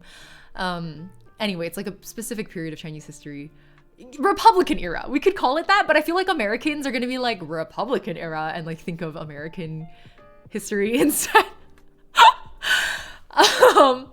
When the Chinese Republic era. Sure, let's go with that. Anyway, I got over my fear. I had huge fear of Xiaohongshu. I got over my fear of Xiaohongshu, which for those of you who don't know is basically like Chinese Instagram. I went on Xiaohongshu and I like searched for Mingguofeng photo shoots studios because like Chinese people love their fucking studio shoots. It's like a thing. I showed you guys last time, I think, the shoots that I did when I was like in high school.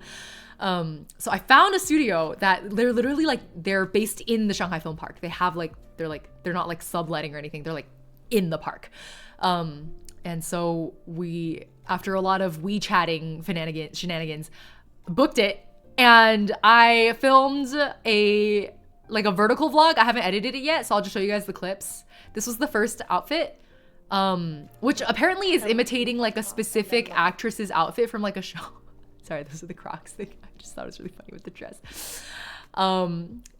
So all of the outfits that I wore are some kind of qipao. So they gave me, it was 3 outfits and 3 sets, I think. And so this one, I just thought it was really, the pearls and the bolero looking, actually, it was just so cute. The little studio, actually, let me give you a quick tour of the inside of the studio. So, I know, isn't the outfit cute? That's the makeup artist in the back over there. Was going, yo, and the Crocs jump scare. Oh, you know how it is. This is the studio space. It was massive. There was so much room. And then this was their wardrobe. So they do a lot of different like styles of shoots. You don't have to do Mingguo shoot only, but I was there for that specific style. So all 3 of the outfits that I did were in that style. That was just like the specific flavor I was looking for, but they have a lot of other styles as well.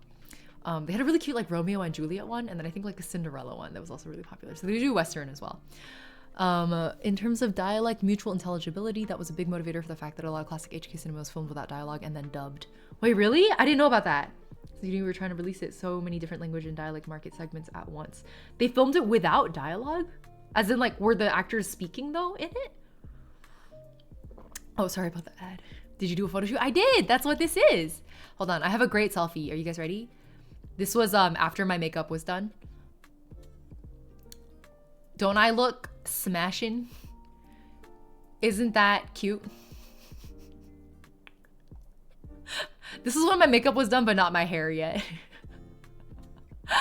I think it's a look, guys. I think I'm gonna kill it.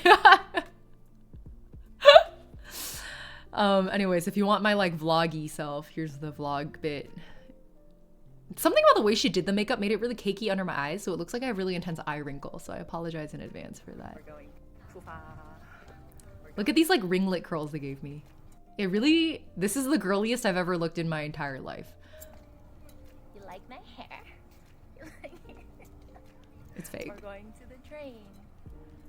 And there was like a train set, and then okay, so I actually realized that doing one of these photo shoots is probably one of the best ways to visit the Shanghai Film Park, because you can visit on your own and just like look at the sets yourself. That's the photographer, by the way. Really artsy type. He's a funny guy.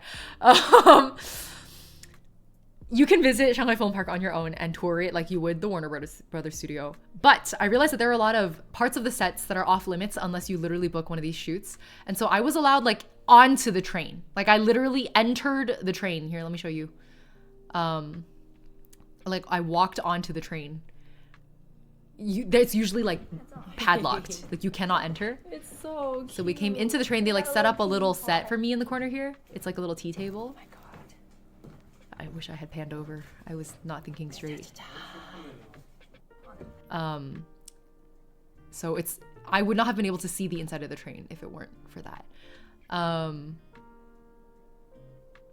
Anyway, let me show you the second outfit. Okay, here's the second one. I really like this look. This was my favorite look of all three. I thought the third look would be my favorite. You'll see why in a moment. This is the like finger wave. This is not finger wave yet. This is more like a swoosh. Kind of style I've always wanted to try. This god of a makeup artist working with my bob made it work. It's actually really crazy because my hair is not long, so she had a lot of trouble putting my hair up, but she made it work. This makeup artist was crazy. What is my line? What do you mean, like the social media like messaging app line? I don't use Line. You look really good in that style, right? I think this was the hair that suited me the best, I think, out of all the looks. I really felt like I was killing it. Here, you can see the back of the camera. Oh, you can see the back of the camera previews for this one. So, my mom was taking behind the scenes. Back of the camera previews, that's what they are. Huh? Like, look at this crazy, what? That's insane. That's so wild. Previews, that's what they are. Huh? It's like everything just came out. I don't know. I felt so like it just felt appropriate for maybe my vibes versus the first one was very like girlish and innocent, and I didn't really like that. And then the photographer kept saying things like, "You smile funny." He'd be like, 不要眯眼啊. And I was like, what am I? He's like, "Don't squint." I'm like, "I'm not squinting." And then he like had to take a photo and show me. He was like, "See, this is like what you look like relaxed, and here's what you look like when I tell you to smile, and then you're like squinting." And I was like, if you weren't Chinese, I would call you racist, bro. But he was right. It's not a squint. It's like a smize. Like I do a really weird, like if you tell me to like do like a smolder, you know, I would be like, and then like my eyes would like close a little bit. So I don't know how to smile without the smize. And he's like, "Can you not?" It's like very, doesn't fit the vibes of the outfit, which is the like really innocent one. Tyra would be proud. But the smize was allowed for this outfit because I needed more of like a smolder, right? Oh my God, look at these photos. They still haven't given the photos back to me, by the way, or I would have shown you guys. It's been like 2 weeks. They really owe me these photos. But anyway. Also I'm really excited for them to give me the raws because I'm gonna edit them on stream and you guys can see. But the main thing I actually want to show you when they send me the raws is they're also gonna edit. So part of this package that I paid for, it included 16 edited photos. So they edit it for me. And they showed me an example of the edit. They were like, choose one of these photos after the first shoot. They were like, choose one of these and then we'll base the rest of these edits off of like, we'll edit this first. You'll like tell us whether it's good or not. And then we'll base the rest of the edits off of like this edit so that you look consistent. I was like, okay. And then when they showed me the edit, it was like, I don't know. They did so much liquefying. Like my face was I have a big head. I have a big head and a big face. They took like my entire head, which I do when I cosplay a lot. I'll shrink my whole head because the wig makes it even bigger. They like shrank my whole ass head, made my face really tiny and like heart-shaped and narrow. And I looked like a different person. So they were like, "Is this okay?" And I was like, sure. Like in my head, I was like, you know what? I'm a photographer too. you guys are gonna give me the raws anyway. Like I'll just re-edit them.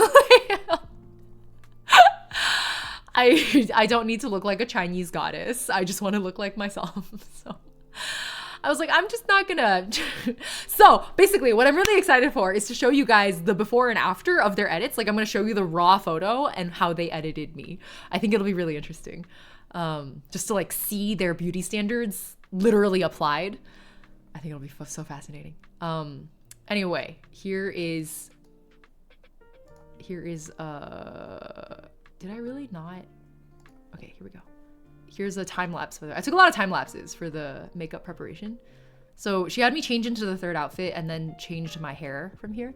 I need to speed this up even more, but I have a time lapse of her doing my hair because I really wanted to know what the finger waves, like how those were done. Why is this not loading? You already look like a Chinese guy. No, by Chinese beauty standards, I am ugly. I used to be people used to call me ugly. When I used to upload to Chinese video sites, I used to upload to Tudou and Youku back in the day. Those were like my two video platforms. Literally people would show up in the comments to call me fat and ugly. Like those are Chinese beauty standards, okay? So no, I don't look like a Chinese goddess. But I appreciate you guys saying that. As for the raw PSDs, I doubt they would ever do that. Bruh, I know, right? I literally am used to it. I don't even take it personally anymore. Like I'm used to it. But I will say like as a high schooler, it affected me. I was so young. I was like 18 and people were saying shit like that to me on the internet. I was like, oh my God. The craziest comment I ever got, that was the most like, I don't think I ever told you guys this. There was a music video that I uploaded for my English cover of 我的歌声里, which I'm very proud of. I wanted to recover it because my vocals are a lot better now. Obviously this was like over a decade ago, but I uploaded this cover. I was really proud of it. And then somebody commented, it was actually on YouTube. No, was it on YouTube? I think it was on Youku. Somebody commented in Chinese, this video, I had a lot of like close up sort of like aesthetic, like moody shots of the camera, like really close up to my face, like swaying past my eyes, swaying past my chin type of close up shots, you know, for the mood, for the vibes. This bitch, now I think it's funny. At the time I was like, huh, rude. This bitch came on my YouTube video and said, this video is like a makeup commercial where they show you the before and the after, except it's only the before part. It's a makeup ad, but just the before. And this was back when my skin was so much better than it is now. I was just like,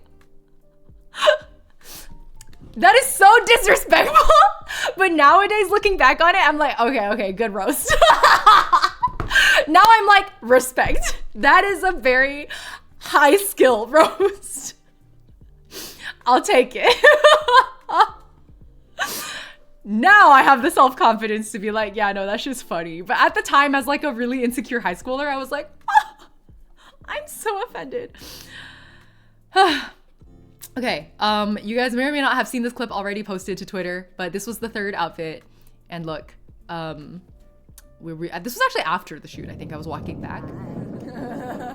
They gave me a robe, a nice fluffy robe. 关键时刻卡住了. Because I What do you choked mean? on dust. Did it lag for you, artificial idiot? Street.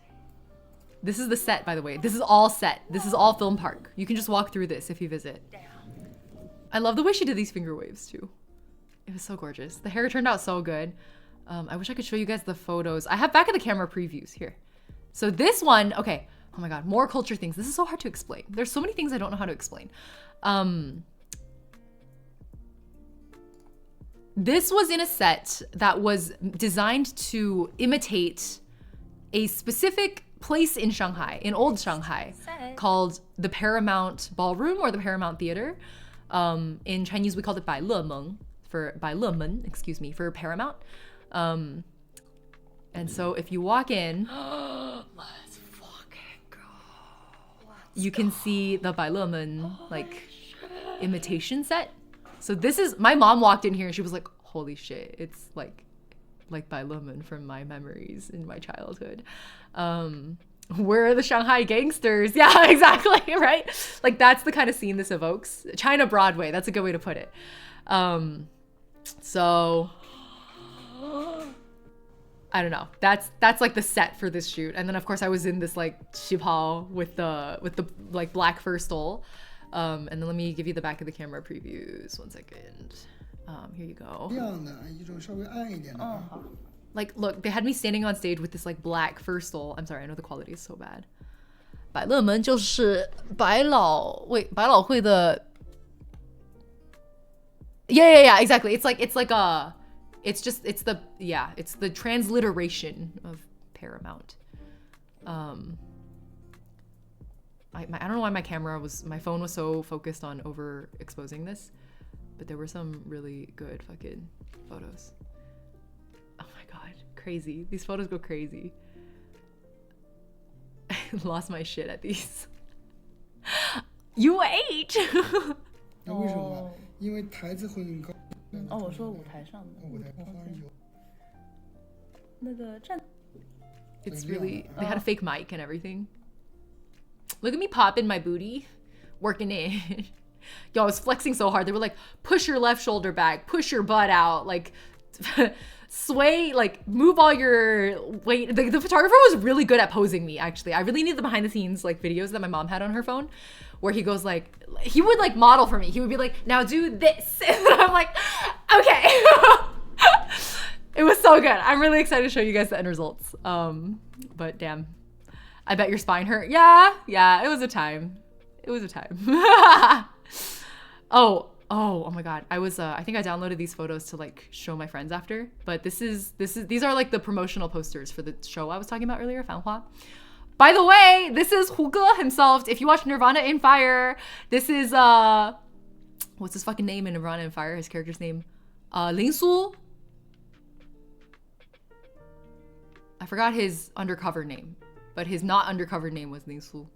So they styled him like an old Shanghai gentleman, which I'm very excited to see. I haven't watched it yet, but yeah, that's him. I'm really excited to watch this show in Shanghainese.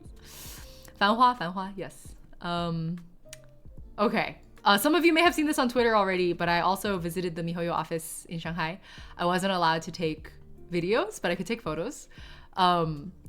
This sign, the reason I took this selfie and I was like laughing so fucking hard, this sign says 请由此进入面试间.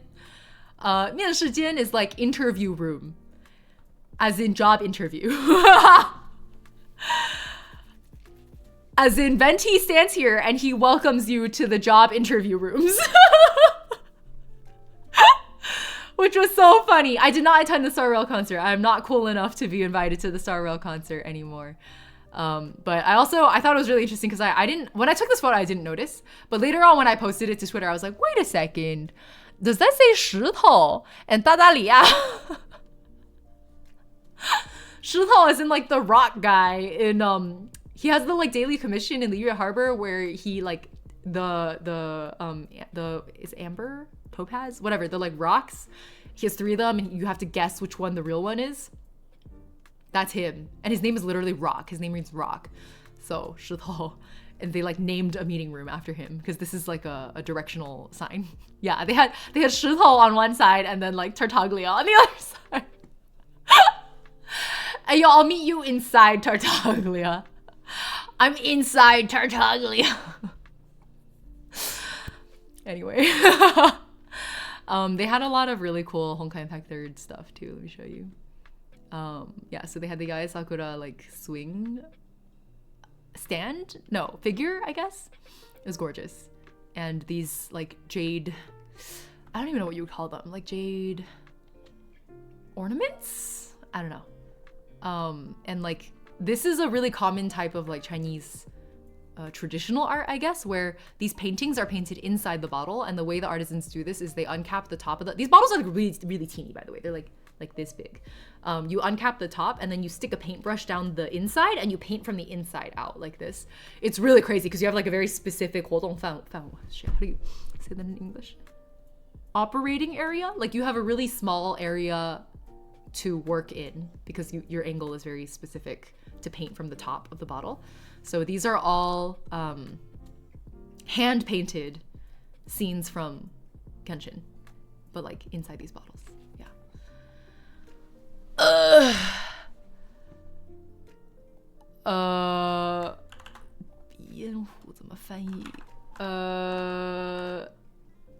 like a snuff bottle. Is that what they were called? I think the Europeans called them snuff. You put like smelling things in the bottles and then like sniff them. They're snuff bottles. Is that what they were used for? Actually, I didn't know that. I used to collect these as a kid. Did Hoyo have a video on that? Yeah. So I think all of these things on this shelf are things that they featured in a video. I think the wood cuts underneath here are also featured in a video. I haven't watched them yet. But the person who like signed me in as a guest was walking me through a little bit, and she was telling me how these were used in a video. Here's the wood block cuts. So these are the ones that were used in whatever video they made this for. I don't know, it was really cool. Like these are the original wood block cuts that they used for this. It was like a little bit of a museum moment. If you want to see the Hoyo like award wall, by the way, this is how they flex. This is all the awards they've won. It's actually really impressive. I love that they display this directly in their lobby. And then I have my cheesy MiHoYo photo outside with the sign. It's like the worst arm heart of all time. Anyway, let's see. I think last time when we were planning the Shanghai trip, I told you guys I really like doing like a Michelin experience. It doesn't have to be like super fancy, but I do like to go to at least one Michelin fine dining thing. So we found a place called Canton Disco. I remember we did this on stream and I was like, damn, that looks good. And then I showed it to my mom. She was like, looks good, let's go. And it turned out it was like, I didn't know this when I booked it, but we showed up and found out. It's like fusion Cantonese cuisine, which at first I was like, ooh, I don't know. But it ended up being so good. Even if it was just the cocktail menu. Hold on, let me show you the cocktail menu. Shit was so crazy. So, like read this. By the way, did you know that cocktail in Chinese is literally 鸡尾酒, as in cocktail wine or cocktail alcohol? That's literally, it's like directly, literally translated to like the cock's tail. Hui-yo! Cozy Dre, happy 16 months. Thank you for the resub. I appreciate it. Anyway, the more you know. What a translation. I really like their cocktails though. Look at this, right? 单程票 one-way ticket is jasmine infused 绍兴黄酒. Like that's like a wine that I usually only use when I'm cooking. It's like a really traditional Chinese alcohol. I never imagined somebody using that for a cocktail. With apple juice, osmanthus syrup, and lemon juice, it was divine. It tasted so good. I think these were the two best cocktails that we ordered that night, actually. The second one is Life is a Summer Flower. 生如夏花. Really like elegant names. It was gin, cherry blossom syrup, and jasmine tea. I think the best one was 单程票. I think that's the one Wait, no. It was Life is like a Summer Flower because my brother got this one.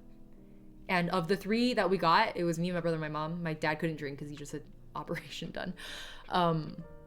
I think this one was the best one. I was really shook by it.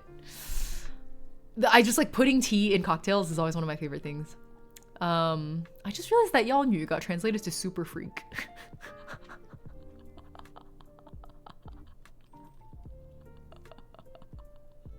妖女" super freak.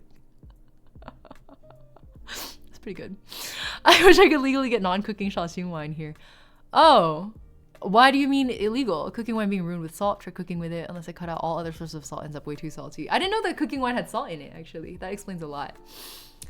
It's pretty fucking funny, actually. Why'd they translate it like that? But you see what I mean by like, it's a really unique cocktail menu. Hold on, you haven't even seen the other page yet. Oh, and they had in their tea menu, they had like explainers for what region the tea came from. Like what parts of China the tea's from. It was a very like foreigner friendly menu. And staff. All the staff could speak English. Not all of them, a lot of them. I think I ordered... Oh my god, the other thing I wanted to call out. Whenever they say Chinese liquor, that's usually referring to baijiu. So you can see, if you can read Chinese, you can see it here, baijiu. Baijiu is like, I think the closest equivalent I can draw if you've never had it is it's kind of like vodka. I would describe it as a Chinese rice-based vodka. It's like a clear, highly distilled liquor. With a very high alcohol percentage, and people get so pretentious about it, like so pretentious about baijiu. Kind of like the way Californians or French people get about red wine. Like it has that kind of aura. So Yeah, it's quite intense. I'm okay with baijiu. I can drink it. I'm not that happy about having to drink it. At most family gatherings now that I am of age, I will drink it just to as like a show of respect, mostly. So anyway, this was a cocktail that was made using Chinese baijiu, which again is rare to find, in my opinion, in like in any bar actually. And look, this one has chrysanthemum syrup in it. I don't know, it's just like, this one has asparagus lettuce syrup. What the hell even is that? Whatever, I just think it was really cool. Super Freak, Disco Inferno, what a feeling. 70s and 80s song references. Oh, well, it was called Canton Disco, so they must be disco song references. That must be what it is. Yeah. Oh my God, Severus, you're on the nose. I'm so stupid that I didn't even think of that. You're so right. They're disco references. Oh my God. How did I not catch that? I kept seeing baijiu multi ice cream shops. Ice cream? Baijiu ice cream? Where were you? Were you like in the baijiu production area? Is that why? Anyway, I want to show you guys my family photo that we took at the restaurant. It was really good. Lots of old Kanto memes in the 80s and 90s. Oh, that makes sense. That makes a lot of sense. Oh wait, I also want to so actually this was the Michelin fine dining experience, I guess.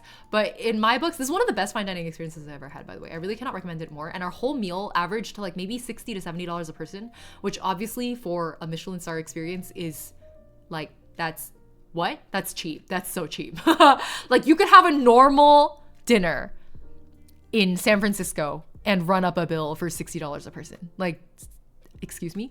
For the quality we got, the food was so good too. I was really, really impressed with it, and the cocktails as well. But what I want to show you here is we told them that we were celebrating my birthday, and my brother was doing that like dad joke version thing where he jokes with the waiter like, haha, can we get like a free cake or whatever? So they actually, not only did they give me this free cake, so this restaurant is part of the Edition Hotel. So I think the hotel as a whole has like this special birthday tart thing that they have prepared. So that's the, oh, it's not a bao, it's a shaved ice kind of, it's like a xue kind of thing. Anyway, they gave me this like happy birthday tart, and then they also gave me a handwritten birthday card with like the sweetest message on it.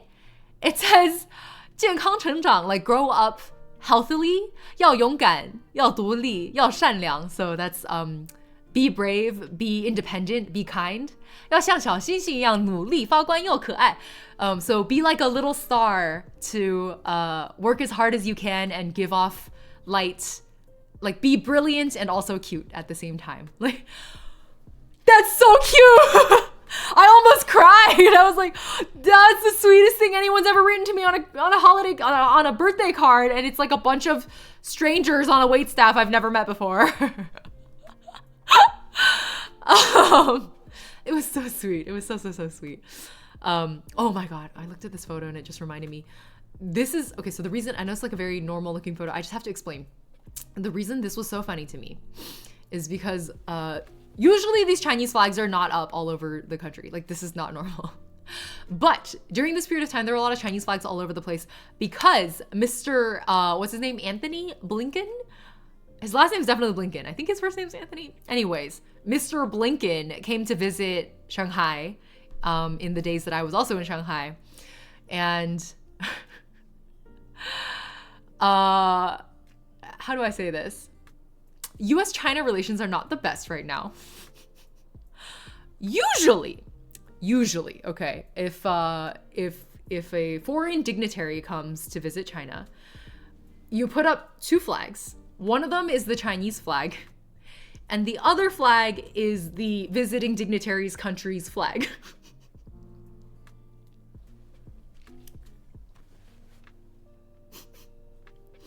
Do you see where I'm getting here?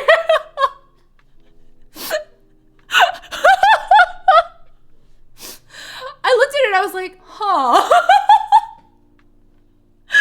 They really paraded Mr. Anthony Blinken through the streets of Shanghai and didn't show the man a single American flag.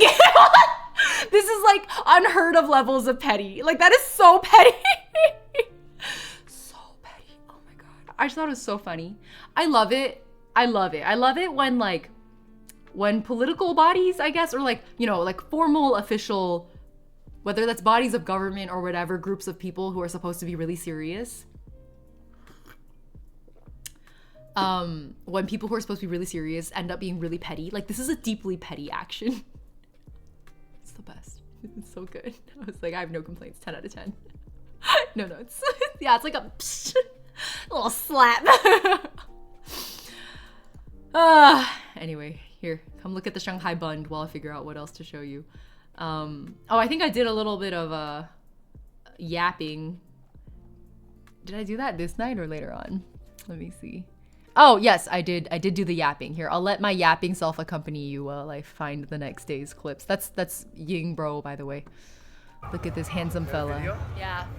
All right, here's what I love most about Shanghai, okay? We got old school, like English spheres of influence Shanghai, followed immediately by new age, modern, Oriental Pearl Tower ass, like Pudong stuff. And the fact that the two face each other and are like cohesively part of Shanghai's identity, I love it. I love that flavor. Why he not named Yang? All right, here's what I... Cause I wasn't named Ying either. Anyway, let's go to Shanghai. It's a good view, right? I really like the bund view. It's so unique to me. I guess I didn't really explain. The bund is an area in Shanghai. Usually it's used to refer to the western coast of this area. It's two coasts along the Huangpujiang, the Yellow River, which runs through Shanghai. This river splits Shanghai into east and west, where east is the more sort of like modern, new development area. It's like skyscrapers. It's Lujiazui, which is like this tower area that I was showing you earlier. And then on the west side, it's like old Shanghai. So all of those European buildings that you were seeing in this video, where was it? Like over here, these like things that are glowing yellow, the really European style. These were built during spheres of influence Shanghai. So I don't know if this was covered in like your world history courses at all, but Shanghai at a certain point was basically like during the Opium Wars, I guess, or as a result of the Opium Wars, kind of. Another history lesson! They sectioned off parts of Shanghai and rented them out to foreign countries to build and develop due to being strong-armed into it. It's kind of complicated. Long story short, that's why we have the French concession in Shanghai, which is now one of the most distinctive historical parts of Shanghai. The French, the British, the Americans, I think the Russians also, all had their own spheres of influence. And you can really tell by the way the architecture like shifts through different parts of Shanghai, which part of Shanghai you're in. I would say the most distinctive is the French concession. And I believe that this strip of the bund is actually the American segment, if I'm remembering correctly. But that's why the buildings look the way they do, is because they were built by foreigners. Both sides have witnessed China's development in different ways, exactly. That's why I love the bund, not just as like a jingdian, like not just as a scenic view, but also like not only is it beautiful, I feel like the historical significance of the bund is very like, I feel a vast sense of awe when I look at it, because it's like, here's old Shanghai in a very specific moment of development, and here's like new Shanghai and Lujiazui. And especially as someone who comes from a family who considers themselves very Shanghainese, and all these people who are like authentically Shanghainese like don't even live in Shanghai city proper anymore. We've been pushed out to the boundaries. So my family actually lives all the way out in like Qingpu, which is like the Jiaoqu, like suburbs of the suburbs area of Shanghai. They're closer into the inward edge of those suburbs, but they are like pushed out from city center, right? So most of the time when you can hear authentic Shanghainese being spoken nowadays, it's on the fringes of Shanghai. In the center of Shanghai, you have a lot of like yuppie types, as well as for a while, recently this has changed a little bit, for a while there were a lot of foreigners living in, like expats living in the center of Shanghai. So in this area, which is like proper city center, and in Lujiazui in particular, there are just a lot of foreigners there. There were a lot of foreigners there. I think that has changed in recent years. I was told that a lot of foreigners left because of COVID. So anyways, I don't know the most recent story. I just think it's a really interesting human geography kind of meditation. Enjoy Star Rail, Corin. Have a good one. Thanks for swinging by. When am I visiting Chongqing? Someday. I really want to properly travel China, but like I mentioned, China's kind of difficult to travel if you're not like a local. It's actually a little better now because I got stuff set up. I have a phone number now after this trip, thank God. So that's one thing. Everything you need like a +86, which is their country code. Everything in China required you to have a Chinese phone number. So I was constantly like begging my mom to let me use hers. It was a rough time. Anyway, let me bring you to one of my childhood haunts, Chonghwamiao, which nowadays is kind of just like a tourist trap. But it's a very pretty tourist trap, and you're about to see why. So it's this is a temple, or it used to, I guess it kind of still is a temple. This is a temple in you could say downtown Shanghai. This is only like a 20-minute walk from the Bund, maybe 30 if you walk slow. Gorgeous old Shanghai style streets, like this kind of vibe, right? Which is, in my opinion, a little bit hard to find nowadays. So 2.2 just dropped. Okay, have fun. Please enjoy. Have you ever been to Hong Kong? I've been to Hong Kong once. I was very young at the time. So I don't really remember that much of it. But yeah, me when the tourist trap successfully traps. Yeah. I actually, when I was a kid, came to Chonghwamiao all the time, but it wasn't to this temple specifically. I didn't actually enter the temple. I wasn't in these streets. I probably went through these streets like twice total. I was actually outside. So in the Chonghwamiao area, right on the edge of it, on the corner, there's a Pifa Shichang, which is like a wholesale market. Where you could buy a lot of like little trinkets, and in my case, ever since I was a kid, I really love stationery. I still love stationery. Nothing about that part of me has changed. I think my tastes have elevated a little bit, but my mom would take me to the wholesale. This is like my childhood memory. My mom would take me to the wholesale market, and just like, she's a really, I was gonna say stingy. Stingy is not the right word. She's a really frugal woman, or used to be when I was growing up. I think most immigrants are.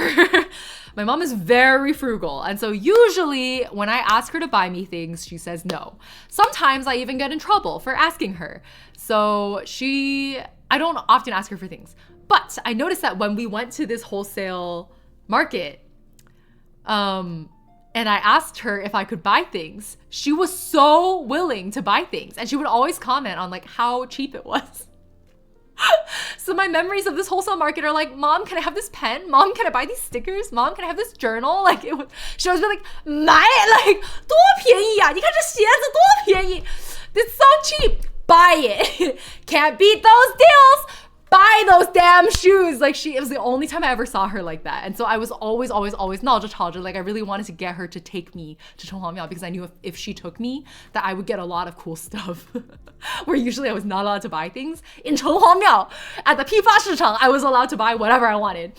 I just felt so rich like in that wholesale market. It was incredible. It was incredible. I'm a little familiar with Shanghai's history in late 19th century up to the Chinese Revolution. It's fascinating to hear about the city's diverse character today. Yeah. I need to learn more, actually. I really want to learn more about Shanghai's history. I went there a few months back. The bridge over the moat was so packed, had to shuffle across it being shoulder to shoulder. Yeah. It was this. I have a video of it later. I also, in Chonghwamiao, there was like, it's really people mountain, people sea. Nomo Tiny, welcome. Okay, let me show you guys this bridge. Okay, so there's like a little pond area inside. And again, this is not exactly my childhood haunt was the wholesale marketplace, not the actual temple. This is once you're not in the temple proper, but you're on the temple grounds now. And there's this like, it's called the Jiuqu Qiao, which is a nine bends bridge, I guess. You see the way it zigzags?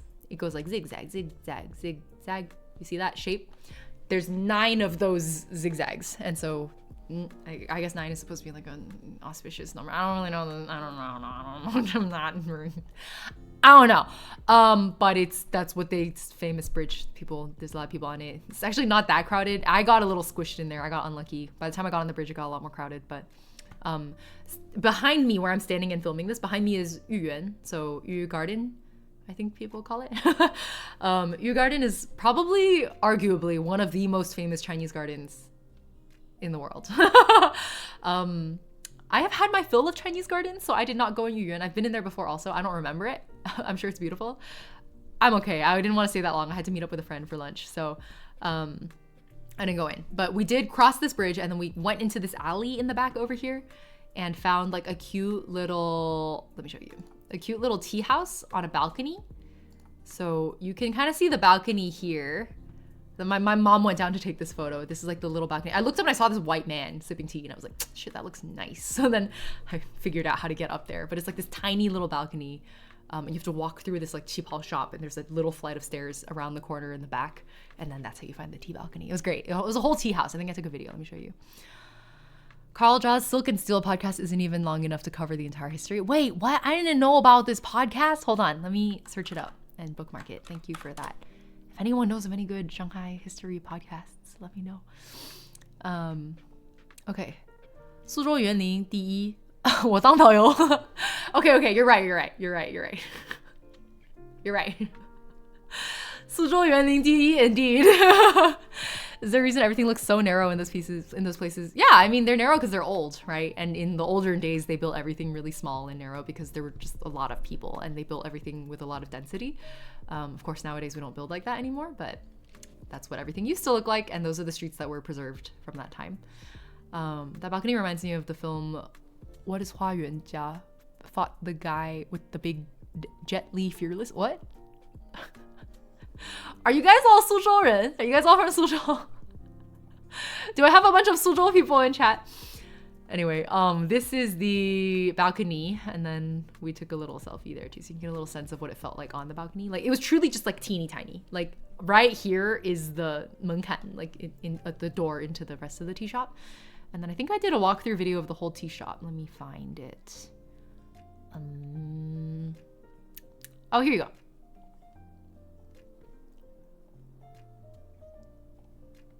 They're like the private rooms where they do specialty events, I'm guessing. And then they have some shop racks over here. They also have like a bit of a tea learning thing. They were doing tea education the whole time with like different customers. On the balcony out here. And that's our little balcony spot. Which should have like a beautiful view. This is the Yuan garden. That's the Yuan exit over there. We're coming out of the garden. It should have a beautiful view, but look at this I hate that fucking banner. Flag.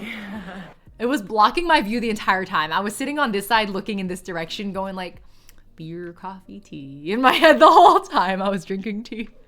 I was there to people watch. I was like, balconies are so good for people watching, and I couldn't see anything. Anyway, great little tea balcony. Did not like their flag. My mom commented it was a very Chinese thing to do, and I agree. Anyway, Hua Yunzhao was a real person while Chen Zhen was a fictional character. Bruce Lee's fictional character, Chen Zhen. Oh, okay. So Bruce Lee's character was like based off of Hua Yunjia then. You have exactly one really good Japanese history podcast and no good. I know, Chinese history is really hard. I've been struggling a lot to find good Chinese history anything in English. Anyway, I think anime fans may be very excited by what I'm about to show you next. So this is the front lobby of a mall called ZX Mall. ZX Bailian, or Bailian ZX. There's a cosplayer there, by the way. Oh my god, there were 3 cosplayers. They were all incredibly beautiful. So if you're ever in Shanghai, I really recommend checking this out. One anime fan / gamer fan to another. This is where all of the like anime, weeb, gamer, nerd culture comes together into one building. So in Shanghai, this is a pretty new development too. I think it's only been up for like, I don't know, a year or 2. ZX Mall is a collection of, let me see if I can find a video to kind of show you what it feels like inside. There is, God, I took so many clips, but it's a kind of a packed space and there were so many people there, it was hard for me to get footage. Just imagine like a literal mall, except every single one of the shops in the mall is like an anime goods store or a gaming goods store. Like literally every shop, which was crazy. They had an animate on the top floor as well. So the top floor was mostly an animate and then I think like half animate and the rest of the floor was like other shops. But yeah, it was just a really cool, let me see if this clip might give you a sense of like the vastness of this place. I was very overwhelmed. We literally went shop to shop to shop on like every floor. Bailian ZX and Nanjing Road. Yeah. It's Nanjing East Road, Nanjing Donglu, which is Nanjing Donglu is like a major shopping district. So this is like the anime mall on one of the most major shopping streets in Shanghai. Yeah. So that's kind of what it looked like inside. It's a little bit hard to find. I don't think there's a marker for it on Google Maps. I did find it on, I don't think it was Baidu Maps. I was using Gaode. On Gaode Maps, I did find it. Yeah, it's huge. It just very much like, and there were a lot of cosplayers walking around, like shopping in cosplay, which I thought was so cute. And it really felt like you were immersed with your own people, right? This is a fan-made shrine. Spotted, adventuring, spotting. All of this, none of this is like officially Hoyo anything. This is fan-made. Fans got together and like pooled it's really expensive to rent a space in this mall. They rented a whole ass store area in the mall to set up an aventurine shrine. That's what I was told, at least. This is what people told me. So, I mean, you can tell it's not official because look at that poster in the back. That's like literally just his keyhole. Just his boobs. These fans are so dedicated. I was very impressed. There was also this setup. I think this was also a fan-made setup. This was in the basement store, where it's mostly like gacha machines and some like blind box shops. So there's like a pile of money, I guess, and then the same graphic. I know, the shot of his boobies, right? And then they have like a cosplay of it. It's crazy. I felt like I was in like a museum or something. Wait, also look at these Tears of Themis. They're trapped in the bags. Notice how the Marius plushie is sold out. There is no Marius. He's so popular. You know the story of the 108 Mountain Bandits? It sounds familiar. I've probably been told the story. I don't think I remember it. Yeah. Also, let me show you guys on the top floor. When you exit the animate, there's an art wall. And there were a lot of people like actively drawing on it. And the art quality was so high. Like, look at this fern. Hello? It's a really big wall. Like, it's actually really hard to get good proportions when you're drawing on something that big. And then, like, look at this. What was her name? Sayaka? Sayaka cosplayer. Like, reaching all the way up to draw her little chibi figure. There's another aventurine. There's Himmel and Frieren down here. There was so much. There was so much. This art wall was incredible. I don't know if they were dry erase markers. I think they were just like markers. I think they were permanent. I forgot I did that, sorry. I mean, you're welcome. You're welcome. I know, they're really, really skilled. It was really impressive. Also, there was an OnStar shop, and the OnStar shop was like an official Happy Elements OnStar shop. All of the shops in this are like officially licensed dealers. That's another thing, is like, it's been easy to find anime goods in China, but a lot of it is like knockoffs or like people stealing people's art, right? Which doesn't feel good. ZX Mall is all like official licensed dealers. Which makes it feel very different. And so I was really excited to see the official Happy Elements like OnStar store, but it turns out that the OnStar shop is like reservation only. They had time slots and you had to like pre-reserve the day before to get in. I could not get in, but I did find a whole gaggle of OnStar's fans and cosplayers. They had like their OnStar's Ita bags on, and there were like OnStar's cosplayers standing around, and they were all holding, it was hilarious, they were holding iPads or printed signs with their favorite character like on it. So I would like, the goal is they're all out there doing blind bag swaps, right? So you bought blind bags at the Ensemble Star store or whatever, and then you got like probably 50 characters you didn't want and like 3 copies of the character you did want. And so you're trying to trade off all of these other ones. You want to swap for the character that you want, right? So it's like a market economy out there where everybody's like holding a sign or an iPad with their favorite character on it to be like, I want Arashi. Do you have Arashi? And the other person would be like, yeah, I want Rei. Do you have a Rei? Can we trade? I'll trade you my Rei for your Arashi. That's the kind of thing they were. It was so fun. It was like a little gathering. And then I found this beautiful Arashi cosplayer. I actually don't know if I freaked them out because I walked up. I had my mask on at the time. I walked up and I was like, can we take a photo together? And they looked really like they didn't expect that somebody who was not in cosplay would want a photo with them, I guess. That was my assumption. Because their entire reaction was like, oh. And I was like, oh no, I've freaked out this beautiful person. But they're lovely. Look how gorgeous. I was really keeping it together, guys. I wasn't freaking out. I wasn't screaming. I was behaving myself. Yeah, I spooked them. I know, the wig is really good, right? Is taking pics with cosplayers a West Coast thing? Well, no, so because my local Chinese friend was walking me around this mall. She was the one who brought me here. And I was like, is it kosher for me to walk up to cosplayers and like ask for a selfie? And she was like, yeah, they'll be really flattered and happy. Like it's the ultimate compliment to ask for a selfie with a cosplayer or like a photo of a cosplayer. And I was like, oh shit, awesome. Okay, I'm gonna go walk up to that beautiful Arashi cosplayer and ask for a photo. I didn't get the reaction that my friend said I would get. So I was like, I feel like I'm being a creep. I'm being a creep. So I, like, as you can tell, maintained a very careful distance. There's like a huge gap between us. Usually when I take selfies with cosplayers, I'm like shoulder to shoulder with them. But with this one, I could tell they were like their body language was a little, you know. So I was like, okay, I'm gonna give you some room. Dude, I felt so guilty. I don't know what it was. Jamie, happy 4 months. Thank you for the resub. I appreciate it. Oh yes, I owe Minkat a stretch from like 23 minutes ago. Sorry, let's do a stretch. Huh. Ugh, roll your shoulders back. Woo. Okay, link your hands together in front of you like this. Push out, and then up, and then arch your back backward as much as you can. And relax the shoulders, roll them out again. Yeah, I was leaving space for Jesus. It was very important that I left space for Jesus. Respect women. I was drinking respect women juice. Okay. Anyway. Oh, look at this fat tiger I saw. We were looking around for boba places after. Look at this fat tiger. It's so big, dude. Look, like the Spy Family boxes back here, they're like this big. So this tiger was like my height.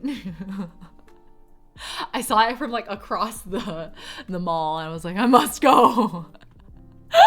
What a chunky guy, right? I was very happy to see the chunky boy. Rotund, a unit. Anyway, speaking of which, it's time to unbox the shit that I got at ZX Mall. I actually did not, I thought I was gonna go fucking broke at this mall. I did not go broke at this mall. So let me show you guys the very limited items I got. Actually, you could argue I only really got one thing for myself because everything else was gifts for people, or two things, I guess.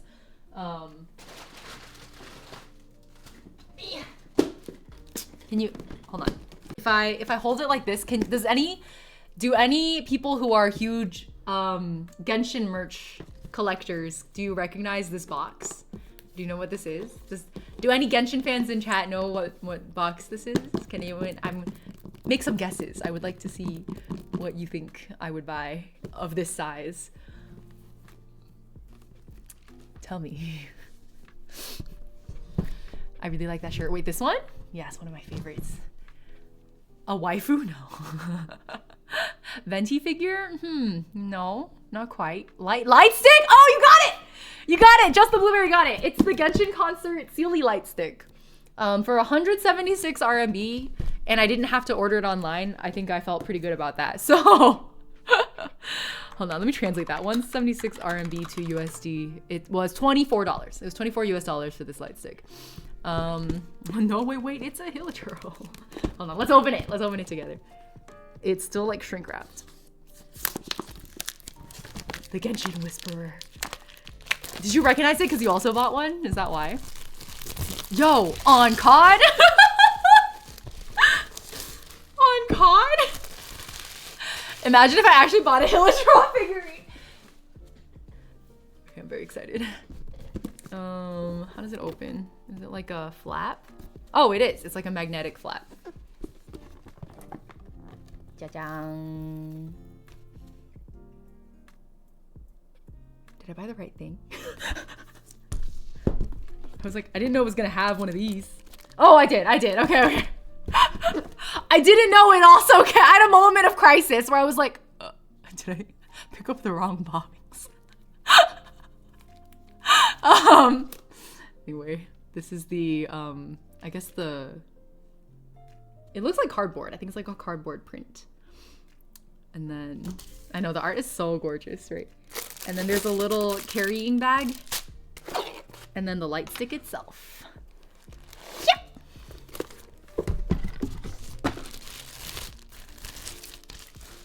Ta-da! Isn't she lovely? Isn't she beautiful? How do I put batteries in? Does it go in here? I think so. Oh my god, that rhymed. How does it fit when it's stuck in there like that? How do I pull it out? Oh my god, I think it's like a little capsule. Isn't she lovely? Made from plastic. How do I... Now that I've taken it out, I don't know how to put it back in. Oh, I did it. Okay. Here, let me get a battery. Let's light it up. Let's light them up, motherfuckers!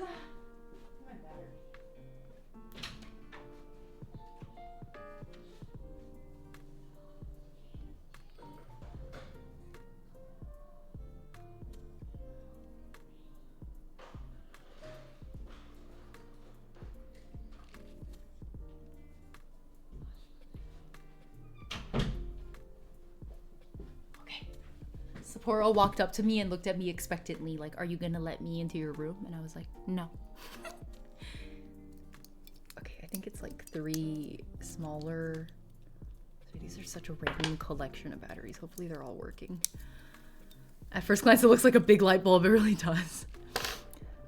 It's different from yours in the concert? What did your concert light stick look like? This is specifically the Genshin light stick I always saw people holding. So... I honestly didn't think I was gonna buy it, but here we are. Kind of looks like an oversized mic. It does! Oh my god, Barbara could sing into it. La da da da da da da da da da. Why can't I screw this on? Am I stupid? Oh, okay, here we go. Let me turn that up.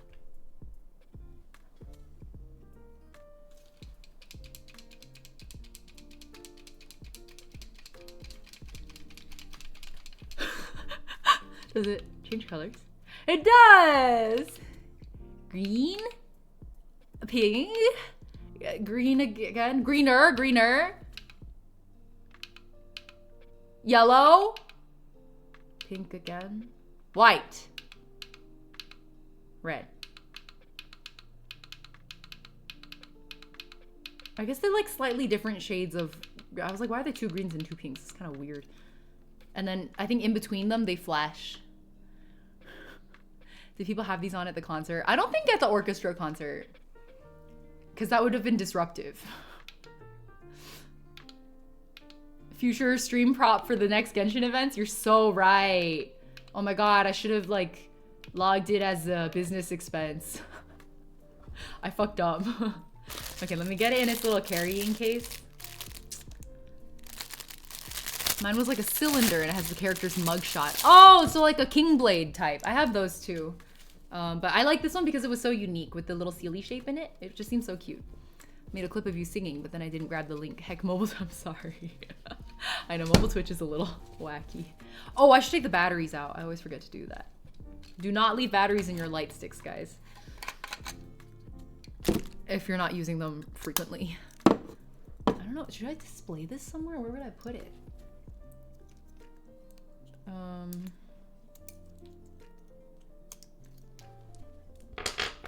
Surprise leaky batteries are the word. I know, I've like ruined so many light sticks. Well, not light sticks, but other devices by leaving batteries in when I shouldn't have. If only the Sealy spin. I know, wouldn't it have been cute if it like sang a little song and did a spin in the little globe? Or if it was like a snow globe. I think they did actually make Genshin snow globes though. Okay, there we go. Hee hee! Okay, well, that's this one. And then, oh, let me put it in here. There's a little Sealy on the bag. Okay, so that's one thing. And then the other thing is actually not something I bought. Wait, it has a little like wrist thing. Could you choose this color or is it like gacha? Do they have other colors? I don't know. I didn't know about this. I always forget to take batteries out of things. Almost lost an Xbox controller. No, the battery exploded. That happened for a TV remote for me. I was like, why is the remote so hot? Yours is like from, I know, it is kind of Cardcaptor Sakura, isn't it? It has that vibe. Okay, let me get this wristband on it. And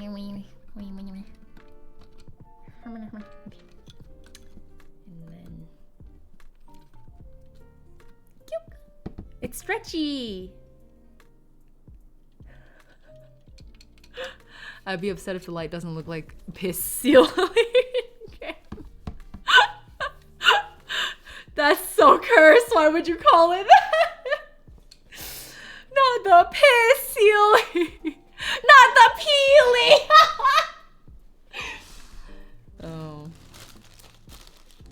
You know what? I like it when you guys are even nastier than I am, because then I get a lot of plausible deniability. It's great. You guys should keep giving me alibis. Okay, and now for the age-old question of like, do I keep this motherfucking massive box? I don't know. I don't know if I'm keeping this box, guys.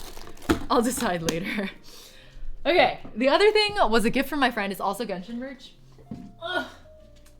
Did you know? Did you guys know that Genshin and Kiehl's did a collab? Because I didn't. I did not know that they did a collab with a skincare brand for like their Sumeru characters or something like that. So you search on the wrist, it's only yellow. Got it. Interesting. Thank you for searching. Look, it's a Kiehl's and Genshin collab. That's crazy. Yeah, like the skincare brand. Like the skincare, they did a skincare collab. I didn't know. That's so cool. Anyway, I think it came with like an R&R plushie. I think I already put that one away, but it was like a big R&R plushie. It's in my plushie cabinet now. And look at this tote. It's super cute. It has a little like extra strap here. I don't really want to open it up because I kind of want to give this to Three. Three really likes Signai. Isn't it cute? And then that's just the start. Look at how this box is designed. It's so gorgeous. Yeah. It's like a book. It's designed like a book with like fake pages on the edge and everything and like gilded corners. This is a box I have to keep. And then you open it. Oh, I put it upside down. And there's, I actually haven't properly looked inside the box yet. I just looked at the book box and I thought the box was cool. I like boxes. Whoever was in charge of packaging, slay. Very true. I think this is like a luggage tag or something. It's like a leather tag. So I think it's meant to be a luggage tag. And this is the same Aranara that they had a plushie for that came with this set. So it was like a plushie bag. It had like a strap on it and the Aranara had a little pouch on its back and you can put things in the pouch. It's really cute. So you can use it as an actual functioning bag if you want to. And then I think this comes out. Yeah. So you could actually slot in whatever you want in the frame on the back of this. As like, this just becomes like a generic decorative box at that point, I think. Isn't that gorgeous? That's crazy. Anyway, there is actual skincare. Yes, the R&R smile. I always love the R&R smile. Underneath this should be the skincare. Jajang! Oh, it's not the skincare yet. There's more. Wait!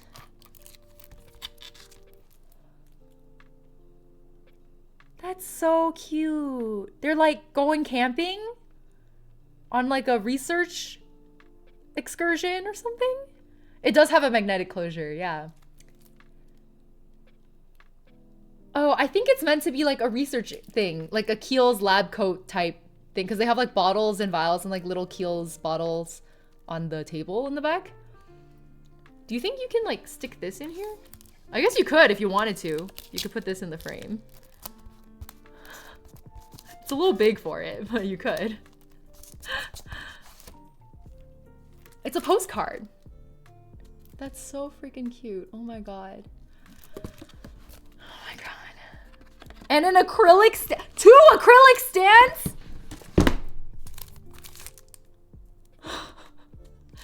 Of the same designs they had on the postcard. There's a Tinori acrylic stand and a Kale acrylic stand. That's friggin' cute! Didn't they have a web event for this class? I miss all the web events. I don't pay attention to them. Maybe they did. I would believe it. It's Kale's birthday today? Perfectly timed. I wonder who would want this. Maybe Rin? Someone buy this for me. I got permission from my friend to re-gift these. I just think it's so cool. I don't know where to put them is the problem, because I don't have a Genshin shrine. All my Genshin merch is kind of scattered through the house. Okay, now time for the skincare. Now it's time for the skincare. Oh, they have can badges too. There's like Kale and Tignari badges over here. So I think I can just... Oh, I'm scared. I don't want to break anything. Little badges. And then the skincare. What skincare do they include? Is the bottle like branded? Won't come out.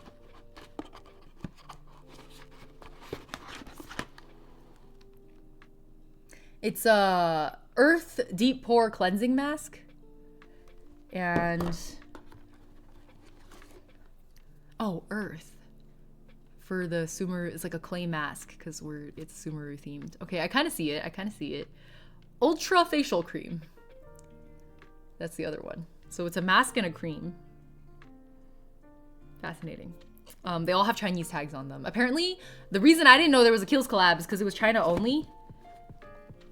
So, their cream is nice. I've never tried anything Kiehl's actually, now that I think about it. Hold on, this lid is a little loose. Okay. Dook. That's the box.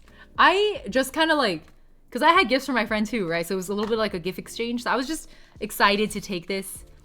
And then I brought it home and I showed my mom. I just like held up the bag to her. And I was telling my mom about how this friend of mine is really actually like super underpaid for the amount of work she does. In my opinion, I think she deserves a lot more pay. And then my mom was like, wait, but she got you the Kiehl's gift? And I was like, yeah, what's wrong? And she was like, well, because I don't know anything about skincare. I don't do skincare things. My mom was like, Kiehl's is really expensive.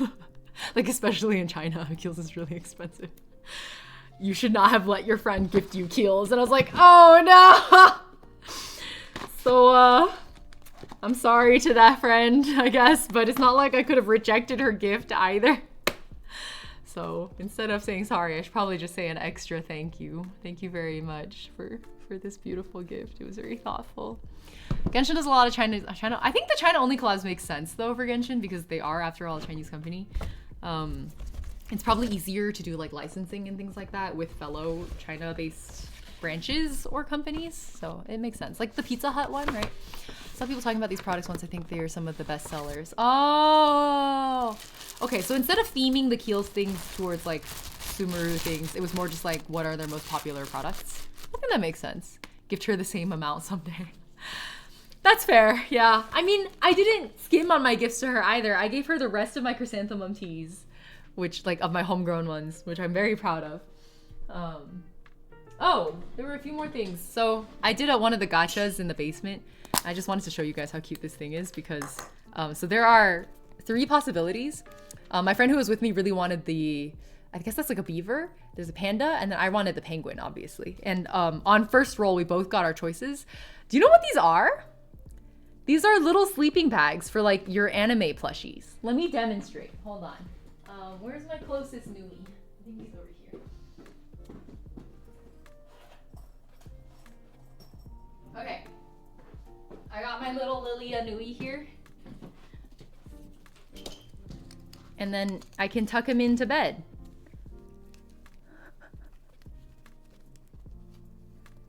Good night, Lilia.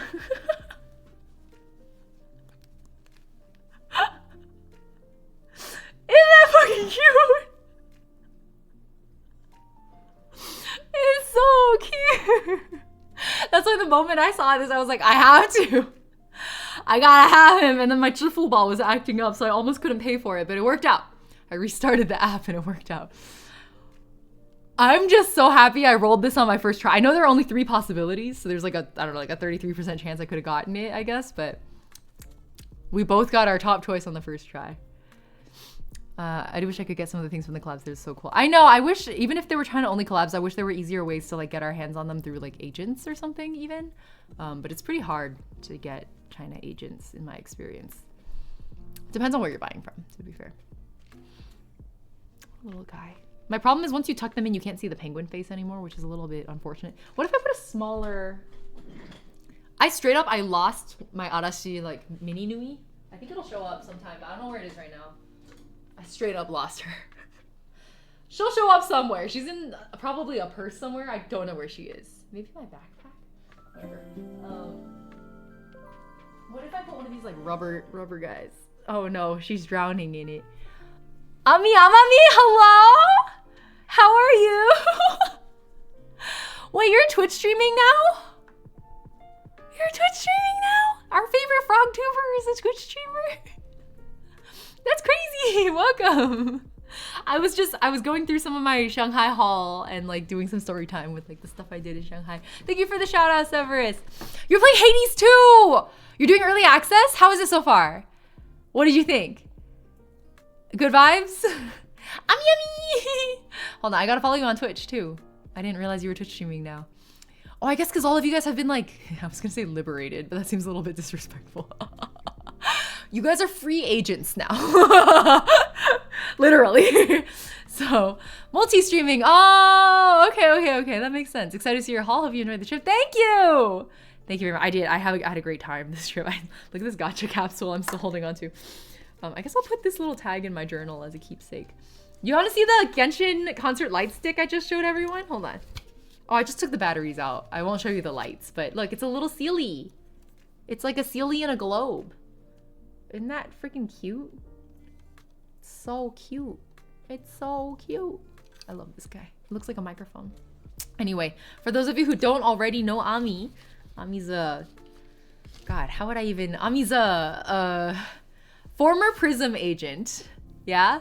If you guys are into VTubers, that would be Prism Project. Prism Project, as some of you may know, no longer exists, unfortunately. But they did the miraculous thing of letting their talents take their IP with them. And so all former Prism agents are now indie VTubers, which is very exciting. I have a lot of good friends in Prism Project, so it's very exciting to see you guys take on this new chapter of VTubing in your lives. And I hope it's been going okay for you, Ami. I know you have many lives. Some of which exist simultaneously now. I love that Phoebe met Ami. So I hope that's been going well for you so far. And nice to meet you guys also on Ami's stream. My name's Ying. I used to do a lot of VTubing. Nowadays I'm mostly a flesh tuber. The VTuber shows up once in a while. But yeah, we were just talking I just got back from Shanghai like late last week. So this is my first stream since I was back. All simultaneously. Many lives is an understatement. Oh, you know. Anyways, Ami's a very dear friend of mine, so those of you in my chat, please consider giving her a follow as she gets started on Twitch. I guess she's multi-streaming. Maybe I should actually look into doing that. I've been meaning to set up multi-streaming for like story quest streams in particular, so that the VOD stays up better on YouTube. But I will cross that bridge when I get there. Oh, yes, flesh tuber. That is the word I use. I also I looked over there in my little corner of things I wanted to show you guys of the things I bought. And one of the things I showed you earlier was the tea. So this is the black tea and the green tea that are made from the same leaves. And I was talking through all of like the tea farmers that I had met in Hangzhou, right? And actually, oh my, I just realized I jumped into this without saying anything.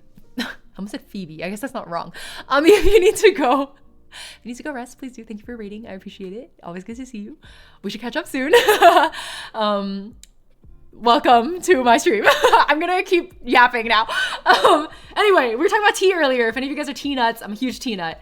I went to Hangzhou just for the tea farms because it's Longjing season. It's actually a little late for Longjing season. I caught the end of Longjing season. These are two teas that are both made from the same leaves. So these are both made from Longjing leaves. One of them is a green tea, which is the traditional way to make Longjing. And this is we call it a red tea in Chinese. Europeans would call it Westerners would call it black tea. Longjing is not usually used to make black tea. It's not a popular way of consuming it. So I was very excited to find out that like farmers are now doing this more. It's becoming more popular. And the farmer that I bought these from in particular was the first farmer lady who let me go to her house to like watch the tea making process. She gifted me which was very generous of her. She gifted me 茶末 tea powder. So this is the stuff that would usually go in like tea bags. But this is like the good stuff. This is like the tea powder that was left over from like all of the packing and processing that happens with the tea leaves. This is a thick bag of just the powder. It's like the densest form of this tea. Usually they keep this just to drink at home, like for themselves, because it's like a really strong format, I guess. 我不在中国，我刚从中国回来，去上海探亲，现在回来带了一大包的茶回来。真的是整整一大包的茶哦。I brought like a whole like empty suitcase with me and I filled half of it with tea. No, more than half of it with tea. Anyway, I got the good shit. This is the good shit. Like usually only the farmers get to drink it. So I'm very excited. You have to put this in a tea bag to drink it. But I don't know. I'm just like, shit, this you can't even buy. Even if you wanted to buy this, you could not buy it. When she handed this to me, I was like, really for me? Like, what an honor. Half a suitcase of tea sounds about right. Yeah, like half a massive luggage piece of tea. I'm set. I'm so set. The problem though, so I'm really like in a hurry right now to give away my green tea because green tea, it doesn't go bad. Bad is not the right way to put it, but green tea really should be drunk when it's still very fresh. So this is only like this tea is probably only like a month old, maybe not even. You really want to drink it ideally within 3 to 4 months. And if you can't, then within a year. And I would personally, I don't keep drinking after a year for these fresh green tea types because I think they just don't taste as good anymore. It's not worth it. I would rather just buy fresh tea at that point. So for me, it's kind of an annual tradition that every year in March and April, I buy pre-rain teas and then I drink them for 3 months straight. And then I don't touch them again until a year later. So it's like an annual ritual for me. And for me, I'm really excited that this time I was able to go to like the source and buy it myself. So I'm really excited. These few days, every morning I've been drinking Longjing green tea in the morning. Yuri Selection, long time no see. Happy 37 months. Spill the tea, Sim. Welcome. It's good to have you. Red tea can also make good milk tea. Yes, I actually like both of them for milk tea. And oolong as well, it depends, but because most of my teas are a little bit nowadays, most of the tea I keep at home is kind of high quality. I feel in Chinese we would say 奢侈, like it's really 奢侈 of me to use that tea to make milk tea. How would you translate that? Frivolous? Wasteful? Luxurious? Like 奢侈 has all of those implications, all three of those words mushed together. That's how it feels when I use my fancy tea to make milk tea. You can even make milk tea out of pu'er, which I'm still getting used to the flavor of, I think. Have you tried lavender tea? I grow lavenders on my patio. I make dried lavender every year. I make dried lavender and dried chrysanthemum.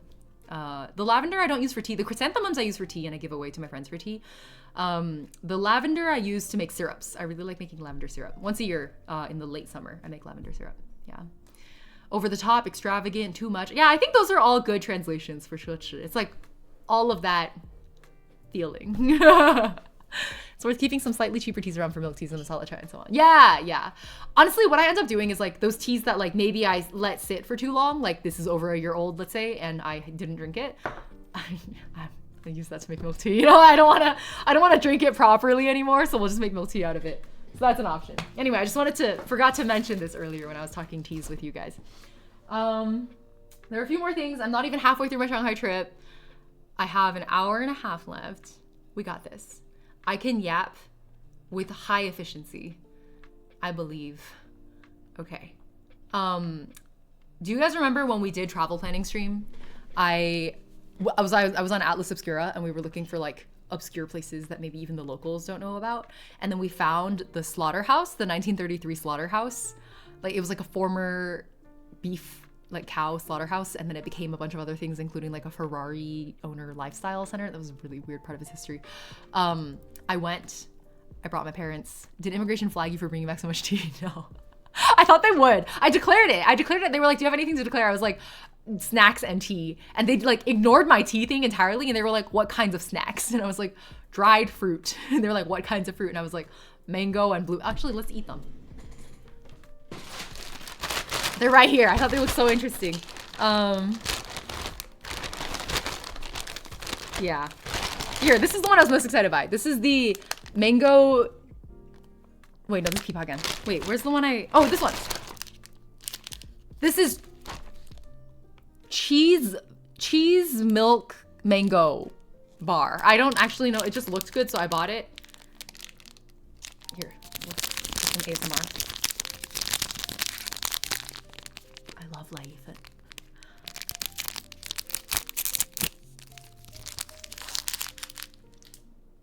짜잔. Okay.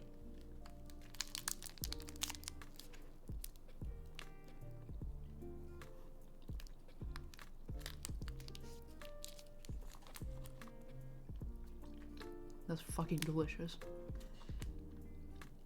Holy shit. Can I buy these on like Taobao? It's like a little bit salty, but the dried mango pieces are like mostly sweet with a little bit of tartness. And then the texture overall is this like, how would I liken it to? It's just a really nice kind of chewy, almost powdery finish, but not quite. I think the powderiness is coming from like some kind of milk powder they put on it, which is giving it a really milky flavor. Did I look really disappointed at first? I think I was just processing it. I did not expect it to taste like this. I'm so glad. I had a hunch and I bought 2. I was gonna get a handful because I was like, that sounds incredible. I'm gonna buy like 50. And then my mom was like, oh, hold your horses. What if it's not good? I was like, okay, I'll buy 2. And then if it's good, I'm gonna call my mom. Be like, go buy 50. Oh, the pineapple cakes in Taiwan are divine. I agree. They're special. Something different about them. 饿了硬要负责。叫我怎么负责呢? How do I feed you? Anyway, what were we talking about? The slaughterhouse. The slaughterhouse. All right, let me take you to the slaughterhouse. I brought my family here. Specifically, I brought my mom and my dad. And hilariously, they were like, holy shit. We grew up in Shanghai and we never knew about this. They had literally never heard about this place. It's in like an Art Deco facade on the front, and then a really like almost brutalist, Escher-esque interior. Let me show you, hold on. We'll just do this. That's our selfie. So walking in, you can start to see, these are like sky bridges. And they used to use, like, they would like herd because there used to be a slaughterhouse. They would herd cattle over these sky bridges. And so if you walk the actual sky bridges, you can see that there's like a rough, like rugged texture on the floor so that their hooves don't slip, even when there's blood running everywhere. Nowadays, it's like a lifestyle center. They like put a lot, this is like a bar and a cafe. They put a lot of little shops. Oh, here's, you can see a little example of what the ground looks like. Frozen Ying in the middle of shaking her fist, really? So if you look at the floor over here, it's like ridged because it helps the cows walk. It's a really good place for photography. I saw a lot of people doing cosplay shoots, and I saw one person doing a BJD shoot, which was very interesting. I feel like a camera can't quite capture the like feeling of this place. It's really, really eerie and kind of majestic. And then even there's a little bit of dissonance when you think about like what it used to be and what it is now, which is like a place where there's a lot of hip restaurants and cafes and like real estate agencies. But it used to be a place where we slaughtered cattle, so things change, man. Oh, thank you for the hydrate redeem, Sleepy. Yours is a shocked Ying looking into the distance. What are these thumbnails? But I think you see why I really wanted to go here. I think I spent a good like 3 hours just taking pictures. I did not bother to bring my camera, but my mom did. She got some banger photos. I hear Sapporo at the door. Hold on, let me let her in. I hear you. You wanna come in?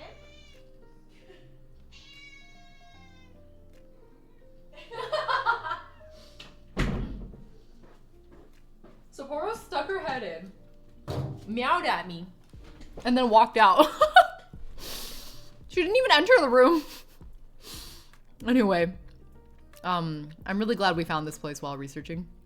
My mom and dad both had their minds freaking blown. My mom, as a photographer especially, really enjoyed taking photos here. And my dad and I, oh, look, these are the photos my mom took. This is me.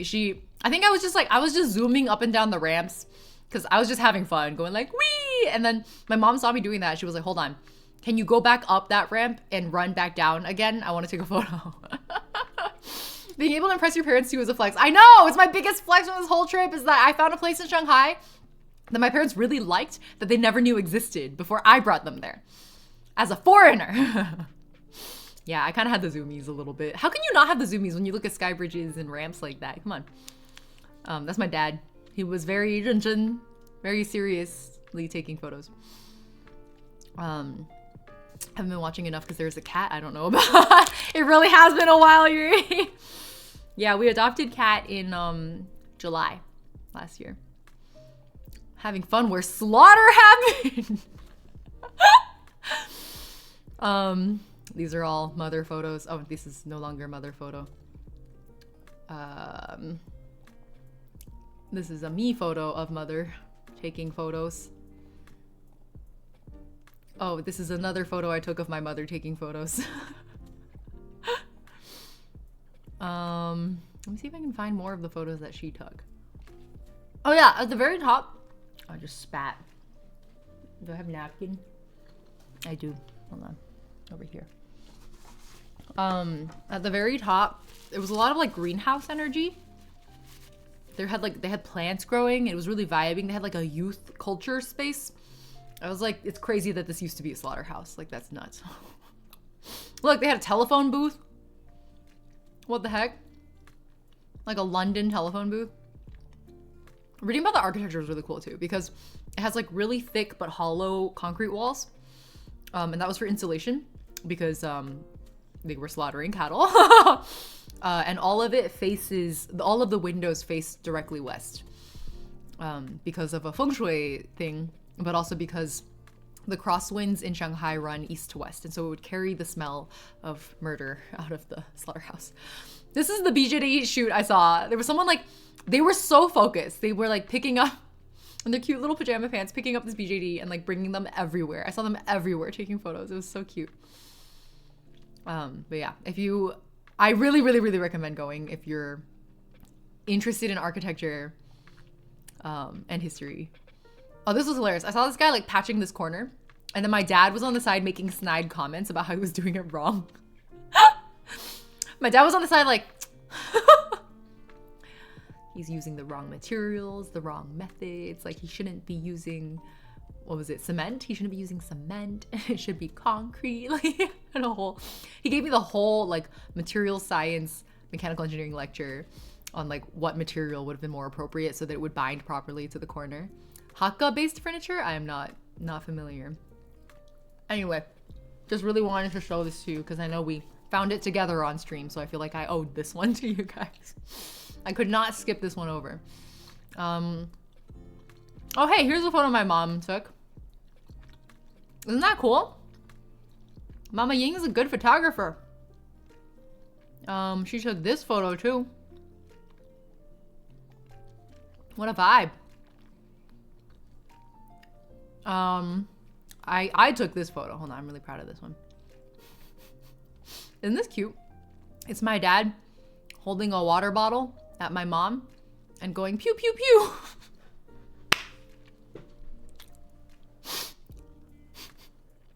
It's so cute.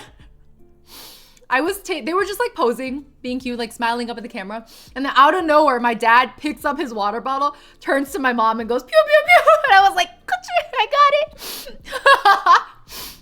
So cute, adorable. Anyway, I think those are the best photos I got probably of the space. After that, it was fancy family gathering. Not really worth showing that to you guys. Oh, I got it. Here you go. Do you guys remember the other thing we found on Atlas Obscura? We found the old jazz band, which is literally called the old jazz band because they are old. Like the jazz band is full of old people. You have to be like above a certain age. You have to be old to join the jazz band. I'm gonna be really blunt. They weren't that good. But they weren't bad, you know, they were fine. They were fine. It was a very enjoyable, yeah, the Geezers band. So here's one clip I got of the space and also the band at the end. This is Shanghai Tan. The song is called Shanghai Tan. It's a Cantonese song.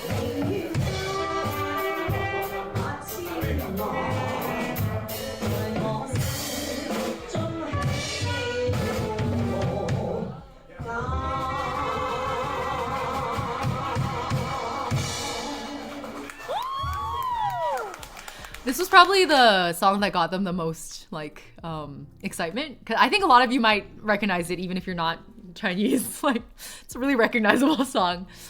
Yeah, right? Not bad for geezers. The story of this band is really exciting too. Like it started as a band of geezers. Like it started as a band of old men. And they really wanted to perform. But no like clubs. Oh my god, Sapporo's screaming outside my door again. Hold on, maybe she wants to hear the old jazz band story.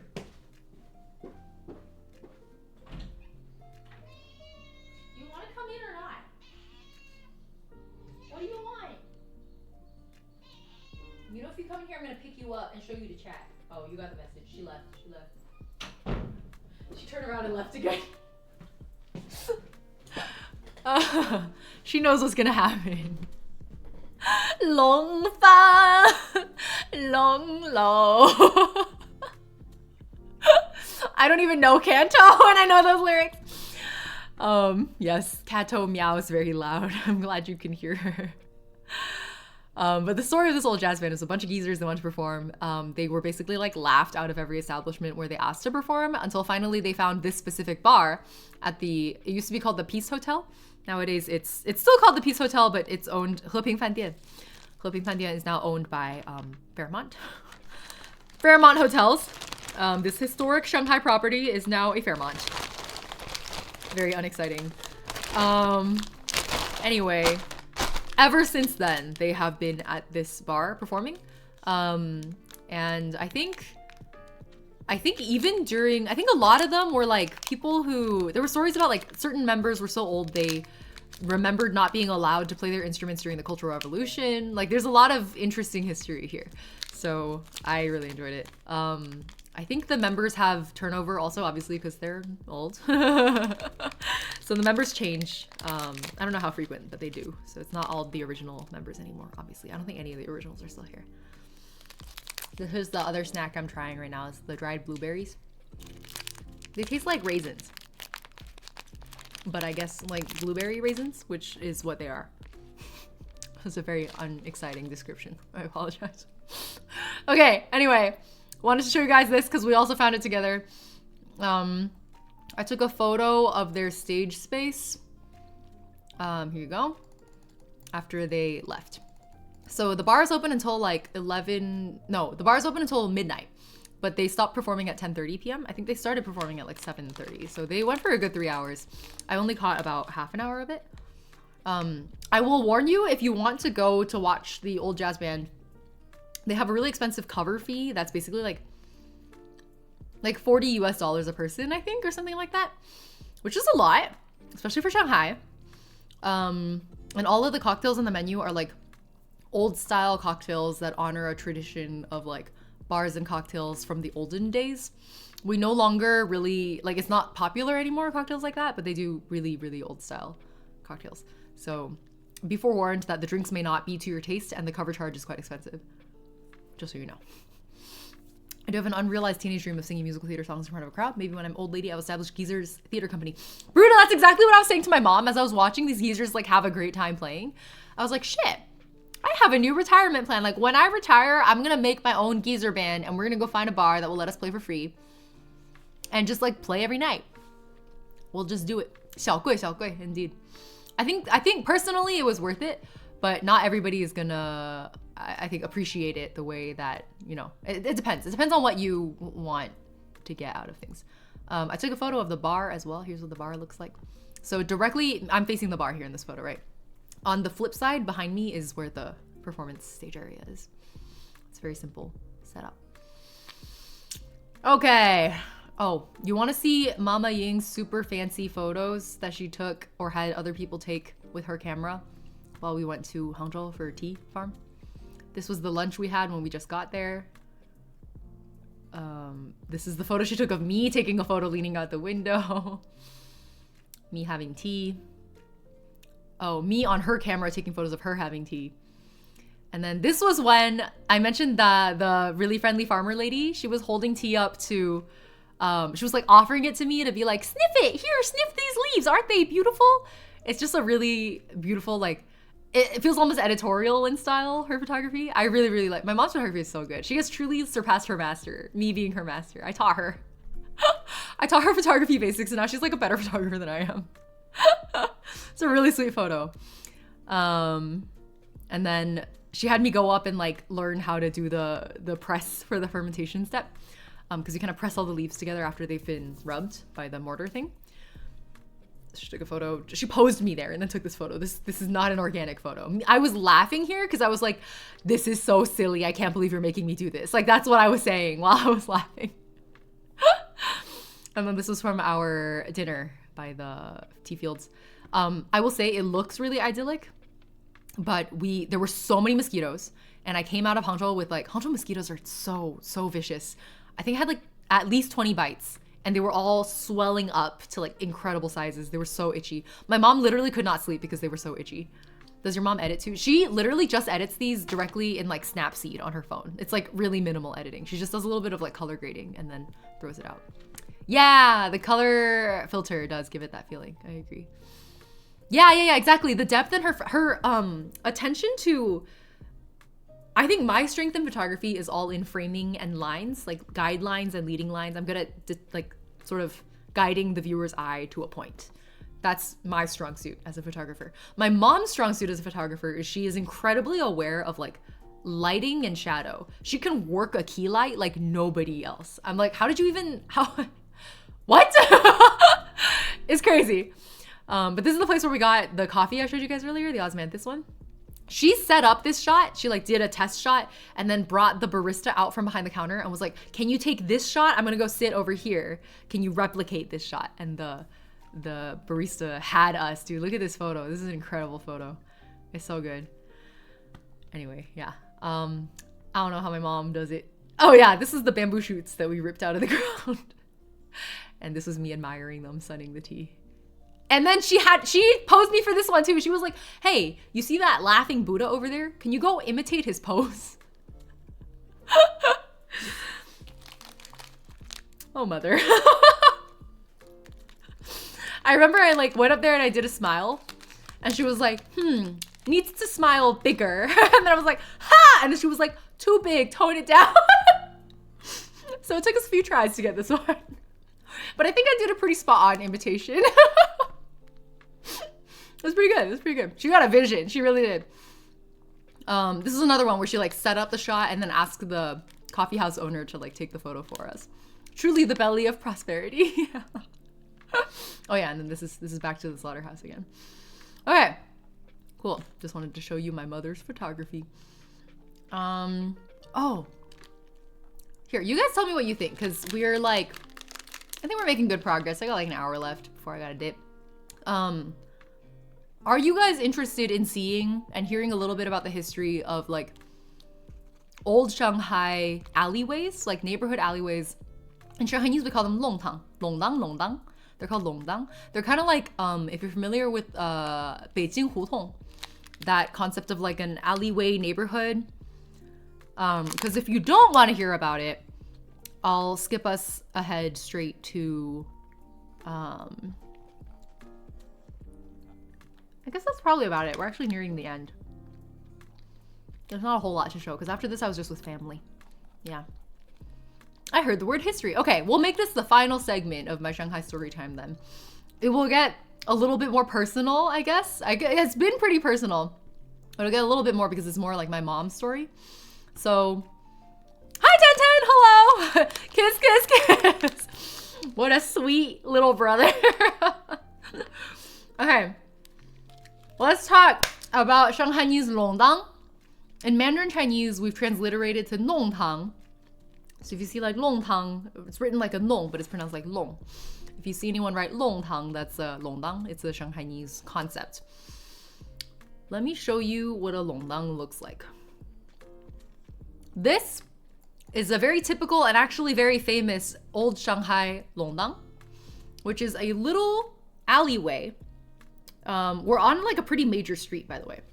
Right off these major streets, there are little alleyways that go into little neighborhoods. Each of these alleyways branches off into smaller alleyways on the side, and they're all like apartment buildings on the side. A lot of them are like laoyangfang, so like especially in the French concession, there are a lot of older buildings that are built in like a Western style, so we call them laoyangfang, old Western houses, I guess.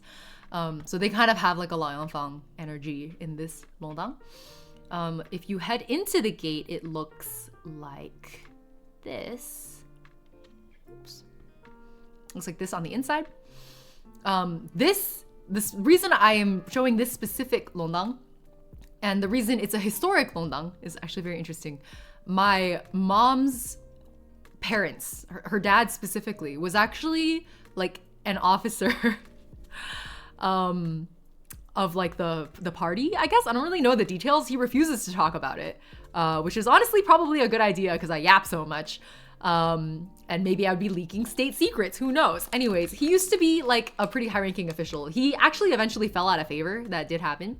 But before that, he lived in this it was considered like a very upscale, high-class neighborhood. A lot of nowadays very famous and influential people grew up here or used to live here. And that's why this is a famous longdang now. People will literally come and like locals will come and tour this neighborhood. So they're very used to seeing people walk around with like cameras. Anyway, Legasp, hello, welcome. Looks like a hellish place to drive. Yeah, the Beijing Hutong are like that too. It's also very hard to drive because they're so narrow. So, my mom, maybe I won't show you the exact balcony she lived on because that feels like a little bit too much of an invasion of privacy. I have a photo of it. She like walked down this alley and was like telling me the stories of her childhood, right?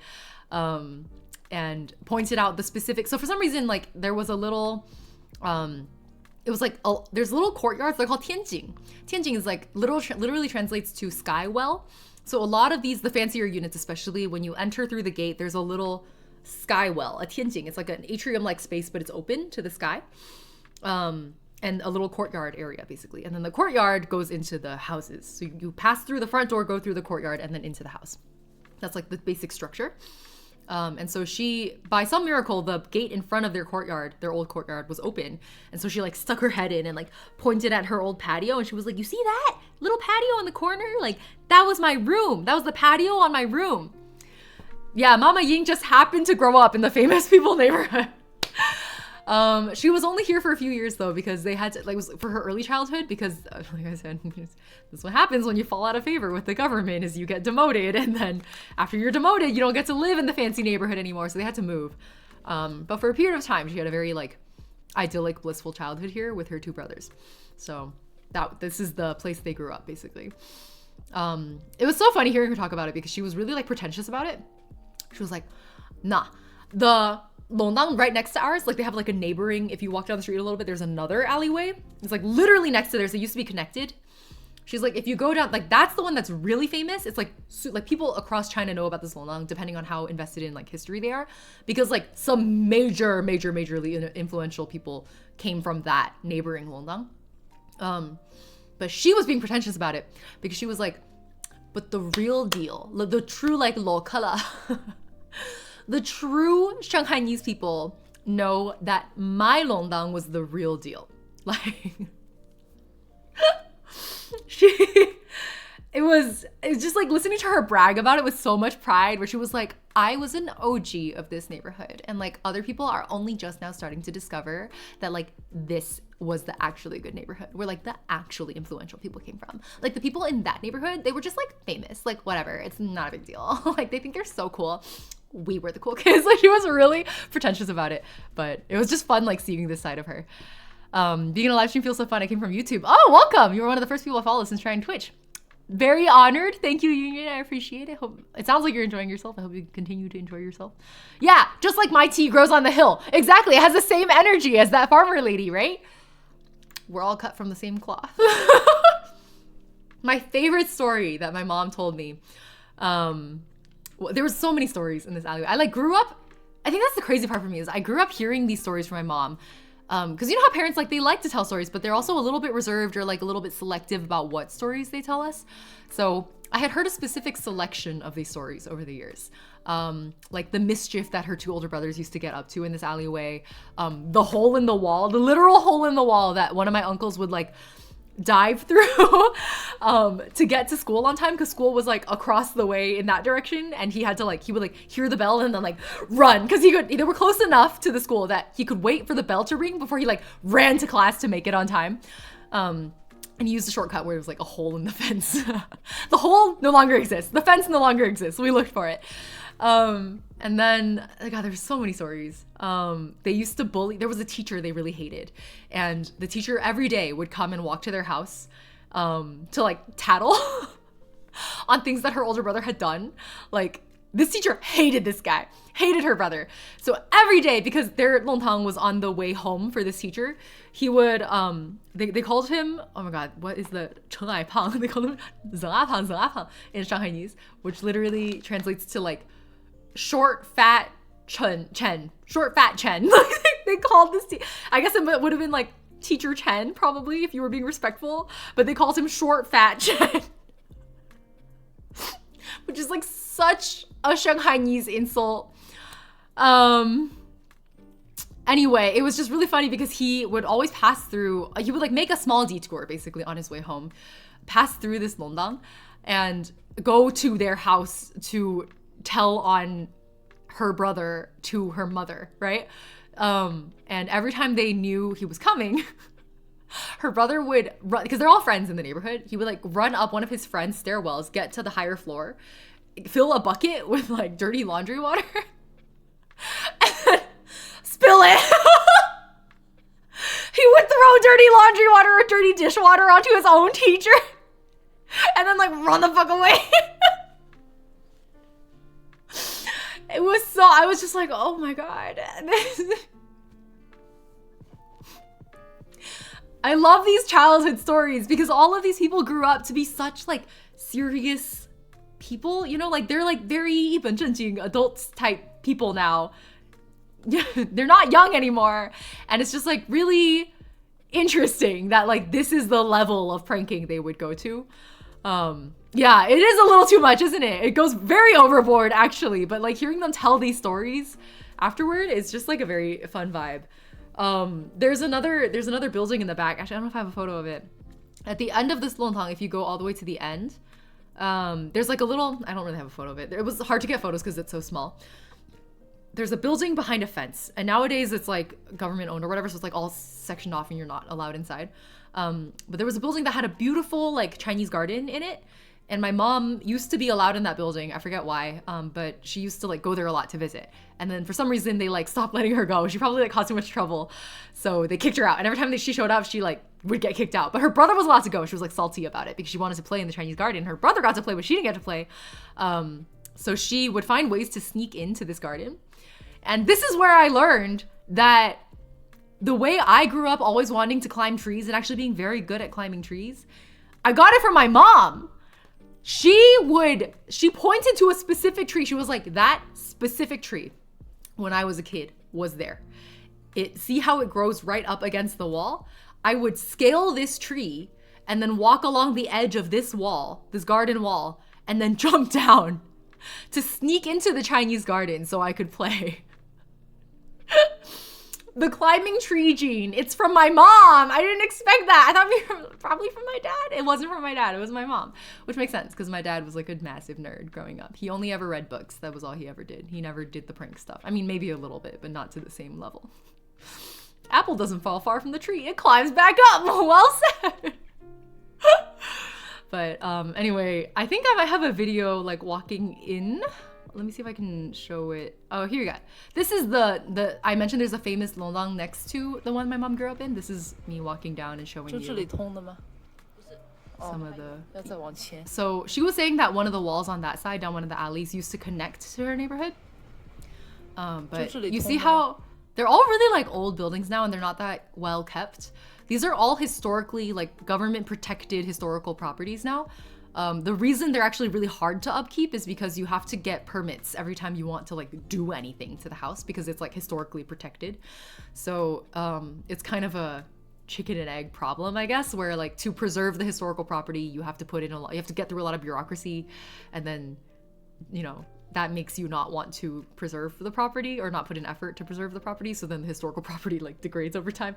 So it's kind of tricky. The gay gene is probably oh my god, if you said that to him, he would do something very drastic. Your mom said return to monkey. It's hard to believe our parents were once kids, truly. But the more I heard these stories and then finally getting to visit the place where it all happened, I feel like really made it click for me. Also because I'm not young anymore either. Like I'm actually older already than the age my mom was when she had me. So I feel like I am approaching the age at which I start to understand how these things flow. So it was quite mind-blowing for me. My mom also told me that this was her first time properly visiting her childhood home in her childhood neighborhood since she moved out, like when she was in junior high or whatever. She just like never came back and seriously visited. So I'm glad I like dragged her out to do this. It was really fun. She was willing. She was a willing participant, but it was fun nevertheless.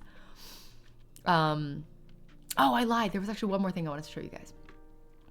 Because really close to this area. So this is kind of in Shanghai, there's a few, you know, like in any city, there are a few major neighborhoods. This was the Jing'an neighborhood. So I called this my Jing'an day, where I brought my mom to Jing'an and she took me through her childhood areas in Jing'an. She like pointed out all of her old haunts, her tree that she used to climb, her middle school that no longer exists, their rival middle school that also no longer exists and is now a set of like super luxury apartments. She like pointed it all out to me and I felt very immersed in my heritage. And then we went into another Longdang where I was looking for an antique store. And let me show you, I was so lost. I could not find this place. Let me show you how hard it was to find. Hold on. Where is this footage? Oh, here it is. So I was in a Longdang. It just looks like a normal ass neighborhood, like you can kind of tell. And then I noticed that the name of the store is on the window here. So I'm like, it must be inside this building, but it looks closed. Turns out you can just push it open. And then it's just like that door on the left.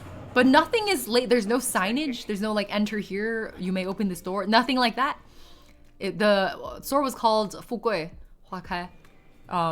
There's a sign, I guess, over the, and then you open it and it's this like, you go from this like dingy, run down Longdang kind of energy into this like luxurious boutique style, vintage, secondhand, designer goods store.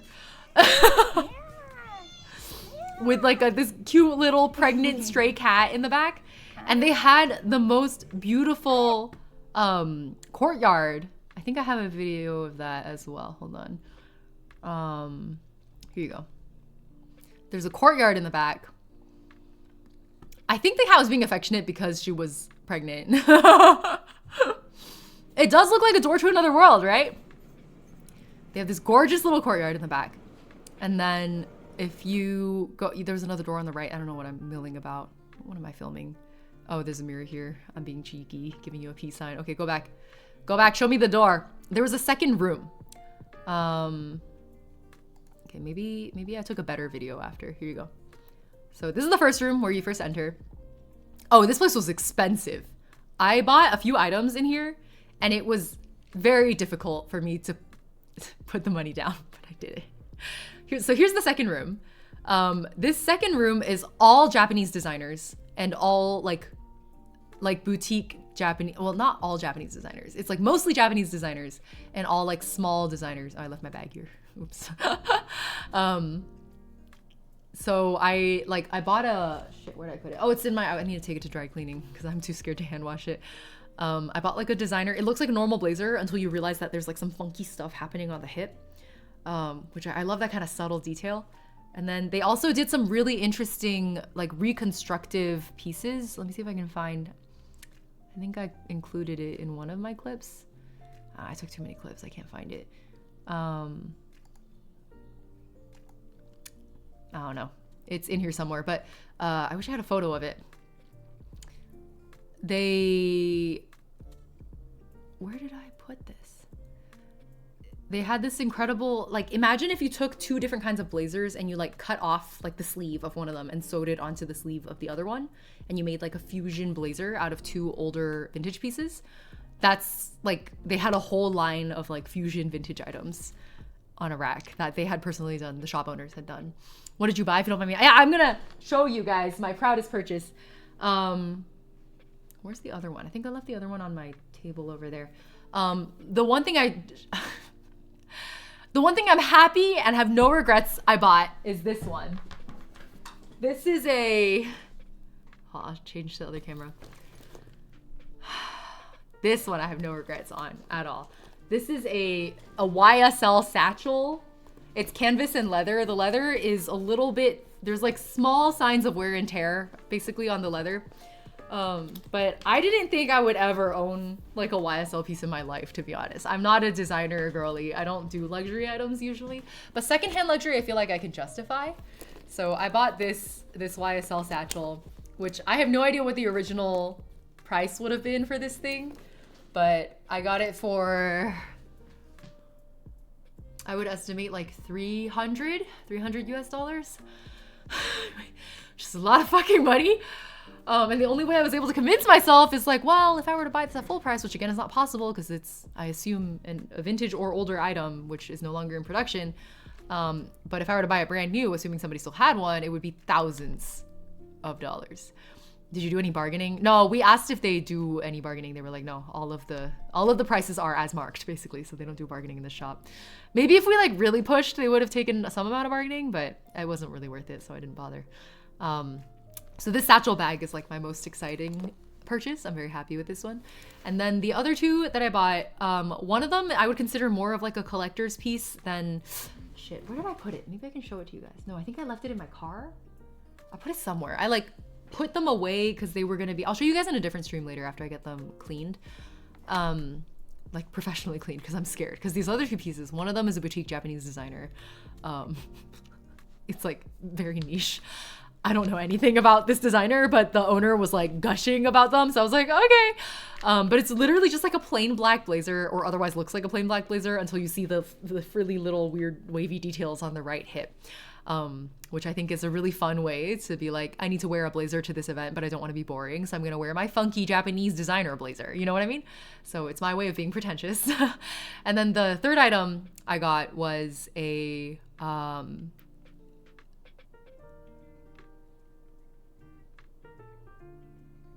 like blanking so hard on the designer name right now.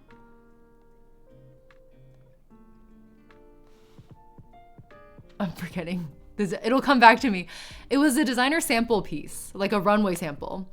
And it had like I'll have to show you guys on stream. It had like the craziest zippers and hooks and stuff. You could wear it like 3 different ways. I really like the look and feel of it. But I also realized I don't think it's that wearable. I guess I could wear it when I'm feeling a little, it had like a grungy feel to it. It's like an olive green with a brownish tint. And leather strips and buckles and stuff and zippers.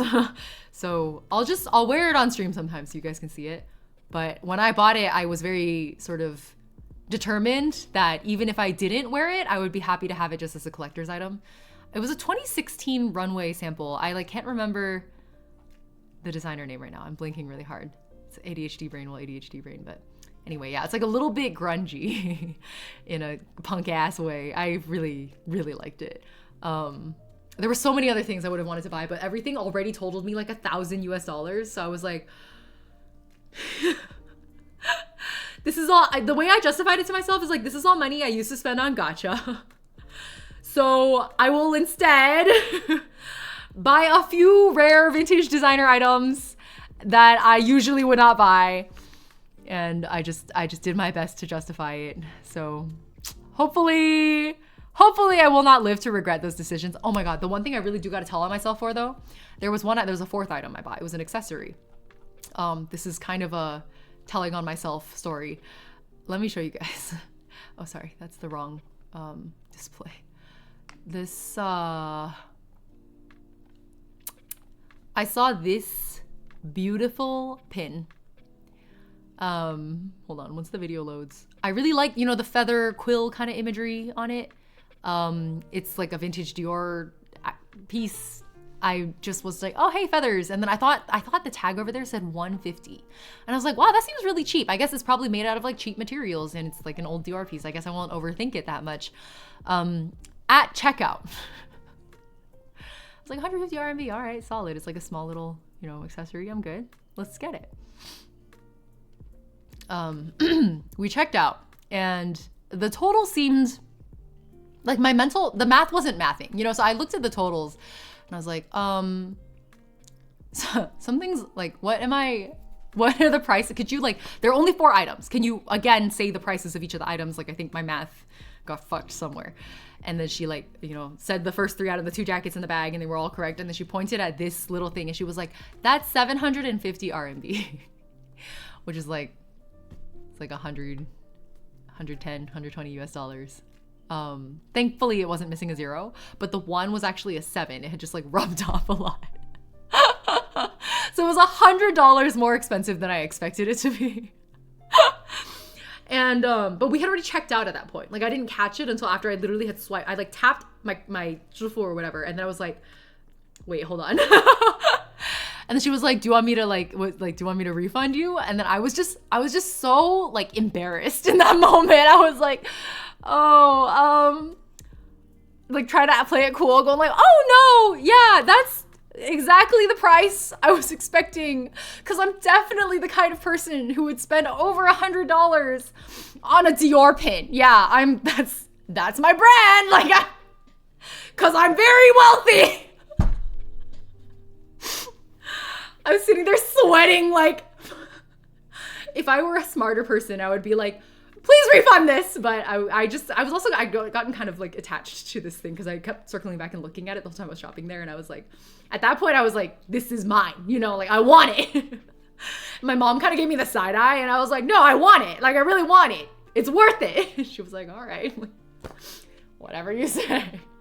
So yeah, I got probably a little bit ripped off, but you know what? Now I'm the owner of a fancy vintage Dior accessory that I'm never going to wear. It's fine. It's totally okay. One of these days, I'm gonna go to a fancy event and put a pin on my shawl, and somebody's gonna be like, "Oh shit, that's a cute pin," and I'm gonna be like, "Yeah, it's Dior." And then I have to be like, it's vintage Dior. I have to imagine this moment to make it worth it for me. What was your expected spending total during this trip? What was your actual money spent? So it's complicated because I don't have a Chinese bank account. I had to spend through my mom's account, and then there were a lot of things where she it was this is definitely my money. I will Venmo you or Zelle you or whatever for this money. But then a lot of times she would just be like, this is my treat, right? I'll just pay for this. And so there's a bit of fuzzy boundary there. But I think in total, in terms of shopping, I spent probably even including all the tea I bought, not as much as I would have thought. Actually, no, it's more than I would have thought, because I expected myself to spend under 1,000 total because everything in Shanghai is so cheap, because I didn't anticipate that I would go to so many secondhand designer vintage shops. I didn't know that was a thing in Shanghai, right? So they kind of blindsided me with that. And I guess I am now the kind of person who buys secondhand vintage designer. This is Ying Bro's influence. He started this. He bought a fucking, oh my God, what was it that I first noticed on him? He had a Chanel duffel. And I was like, bitch, is that fake? And he was like, no, this is vintage. And he told me very proudly how he bought it for $2,000, even though its original value is $10,000. And he was like, I saved $8,000 on this. And I'm like, okay, girl math, I respect it. You saved $8,000 that you were definitely gonna spend on a Chanel overnighter duffel. Definitely, because you had 10K to spend on that. And then he also had a Balenciaga denim jacket. It's the most subtle piece I've ever seen out of a Balenciaga anything. It was actually a really good jacket. It was a really nice jacket. It was visibly designer, but in a really subtle, tasteful way. And when I called him out for that, he also did the same spiel. He was like, I only bought this for like $800 when the original price of any Balenciaga piece would run you several thousand. So I definitely saved several $1,000s, okay? And I was like, all right. 1900s Dior, you wouldn't get it. It'll match a cosplay one of these days. Yeah. Yeah. Like my friend who did a Nana cosplay wearing like a Vivienne Westwood necklace. And then we walked up, we were like, oh shit, is that real? She was like, nah, it's fake. I think about that moment a lot.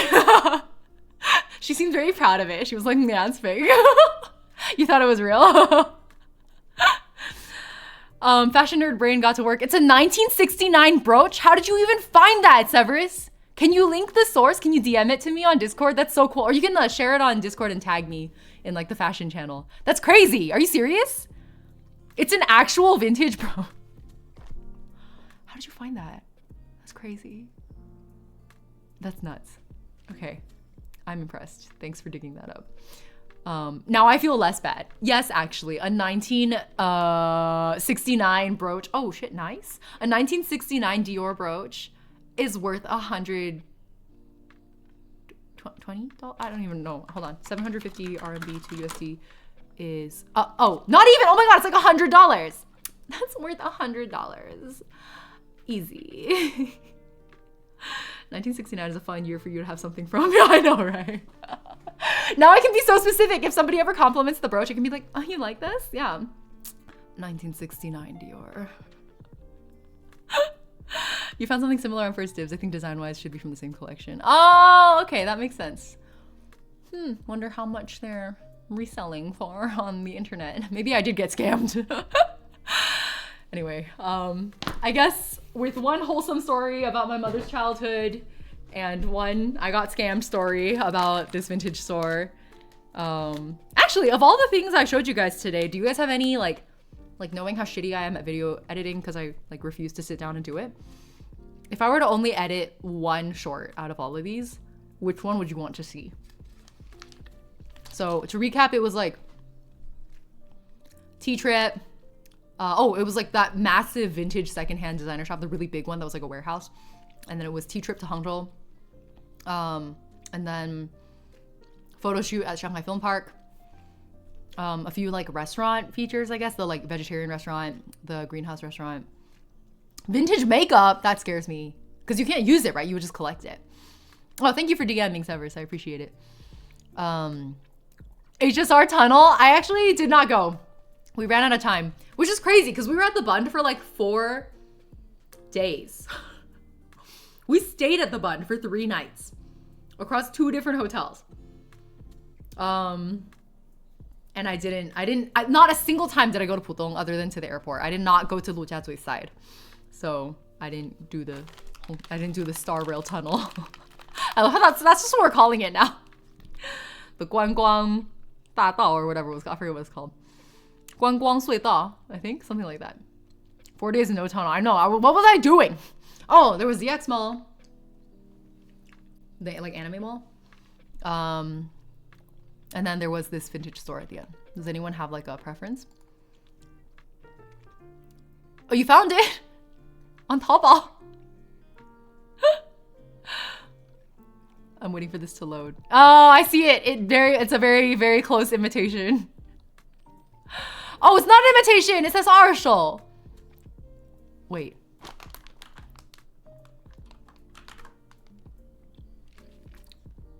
I guess it is probably from the same line then. That's 1,000 RMB. Secret tunnel.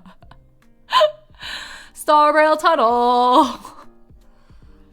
Okay, I guess if I'm gonna edit, none of you guys seem to have a specific favorite, so I think for me it'll probably be just yapping about tea. I could make like 5 shorts probably out of that one. It would be like a mini series.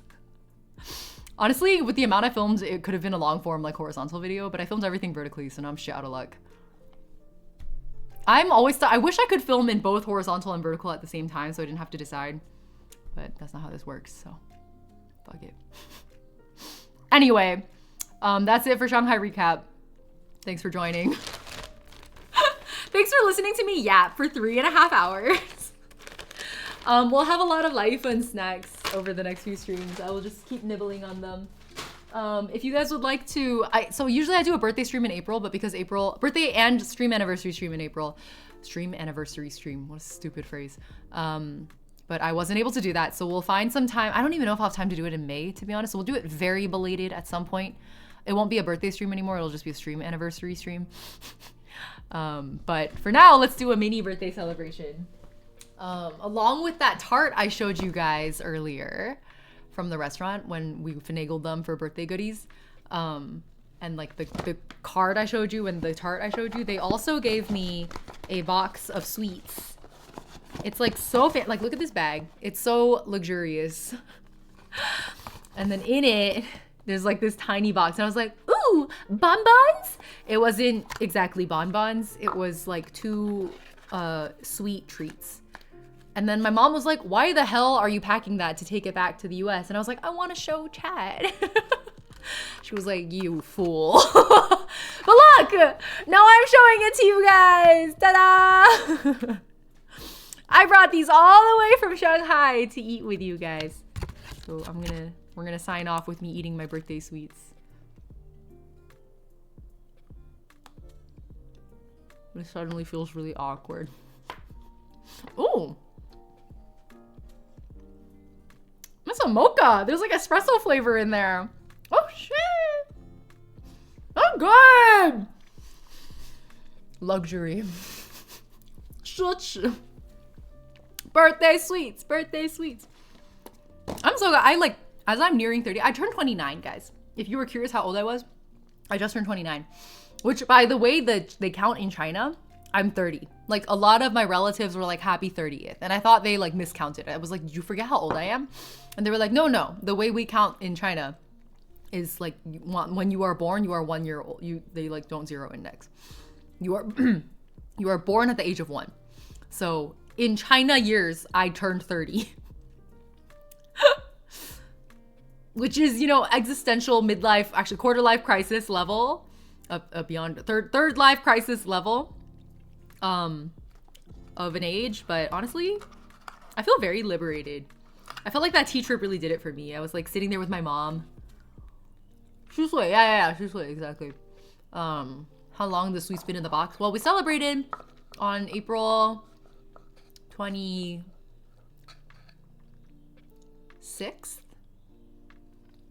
So it's been like 2 weeks? Not yet. Week and a half. In China years, you are now a single income, no kids aunt. Yeah! I'm a sink. That's so cursed! Dink sounds so cute. Sink sounds really odd. Double income, no kids is cute. Let that sink in. I want to be a dink. Where's my other sink? Can I match up with another sink so we can be dinks together? I want to be the cool, like, double income, no kids, like, lesbian aunt. I'm not lesbian. Gay aunt. That's my dream. Sink. Yeah, that's what I am now. All right, anyway. Thank you for the mini self-imposed birthday celebration and minor existentialism yap. I personally am very happy to turn 30. Never thought I would say that phrase. But I think as you progress through your late 20s, you slowly come into confrontation with your mortality. I was actually we had a lot of long walks on this trip with my mom because we walked from point A to point B in a lot of places. And one of the topics that kept coming up was like, one of the topics we touched on, I guess, was the concept that as you near or as you turn 30, your mortality hits you, right? And it's not really like a fearful sense. It's more this like awareness that like one day I will grow old. It's the age at which you start to look at like really old people crossing the street and you're like, someday I will also be that old. And the awareness of it makes you kind of like appreciate your youth more, because when you're 30, you're still very young, honestly, like physically speaking, very young. So it's like a combination of like still being young and yet having a keen awareness of your own, like, I will be old someday kind of status. I think it's actually very much a sweet spot in the human lifespan for that reason. Because when you're younger than that, you don't have the awareness of your mortality. Like you logically know that you're gonna die someday, but it hasn't really sunken in, it doesn't sink in, haha, that you are young and you will not be young forever, right? I think turning 30 is the awareness that like, actually you're still pretty young and you will definitely not be young forever. You're very aware of it. So I think that's why I've been enjoying my 29th birthday so much. Whereas previously, I think I used to get really like existential, like fear of death every time I incremented in age. Now I'm like, it's not a fear of death because I've processed it. I'm okay with it now. I have made peace with the fact that I'm gonna die. This got deep. You're like smart baby at 30. Yeah, that's a good way to put it. Fearing death is my personality since like 21, so that might not be that much of a problem. Well, I guess that's my point, is that it's not, like, I think in your late 20s, it's coming to an acceptance and an understanding of it, rather than like this shadowy fear of something you don't know, this impending doom kind of sense. I think it's more like I am living a human lifespan, and a human lifespan does not last forever kind of an awareness. So there's something like transcendent about that. I think it's why I didn't feel the dread I usually do this year. Yeah. I'm like, well, another year, another age increment. What else is new? Wait, what? Whose channel? Older Ying comes back and sees this VOD, tells herself, you sweet summer child. No, okay, so that's actually what my mom came back at me after I said that to her, where I was like, I think turning 30 is interesting because you're like, you're coming into this very keen awareness, but without the fear that one day you will grow old. Like it's an understanding, because you're starting to feel these like aches and pains in your shoulders. You weren't able to operate at the physical efficiency that you used to be able to. Nowadays, if I stand up too fast, like, you know, I might crack something. These are the little things that are giving me this awareness that like my body will not be young forever. And in fact is actively aging already.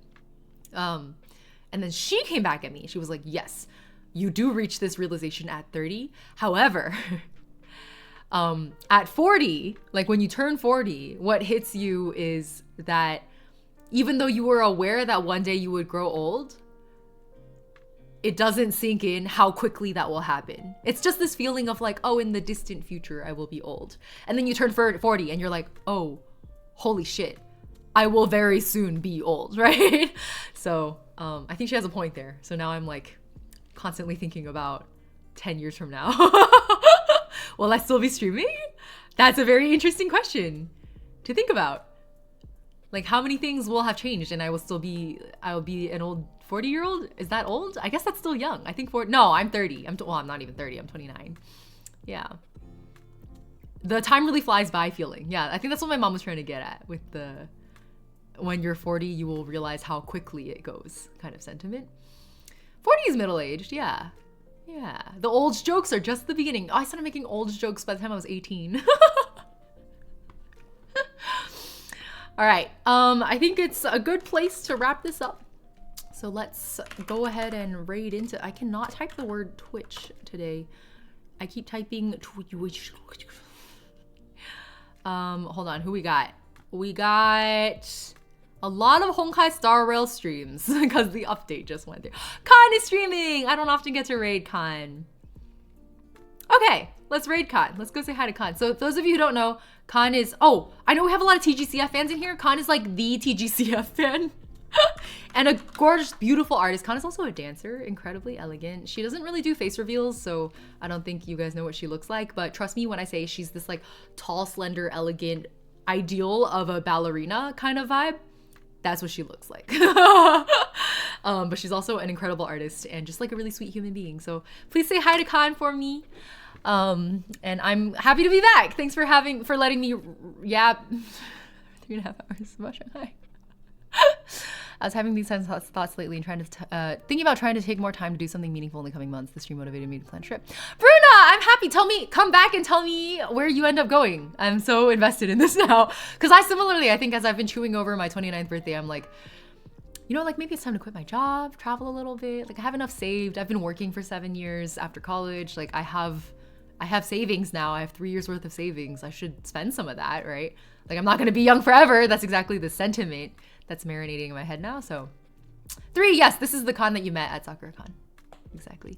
Yapping streams are, I do love my yapping streams.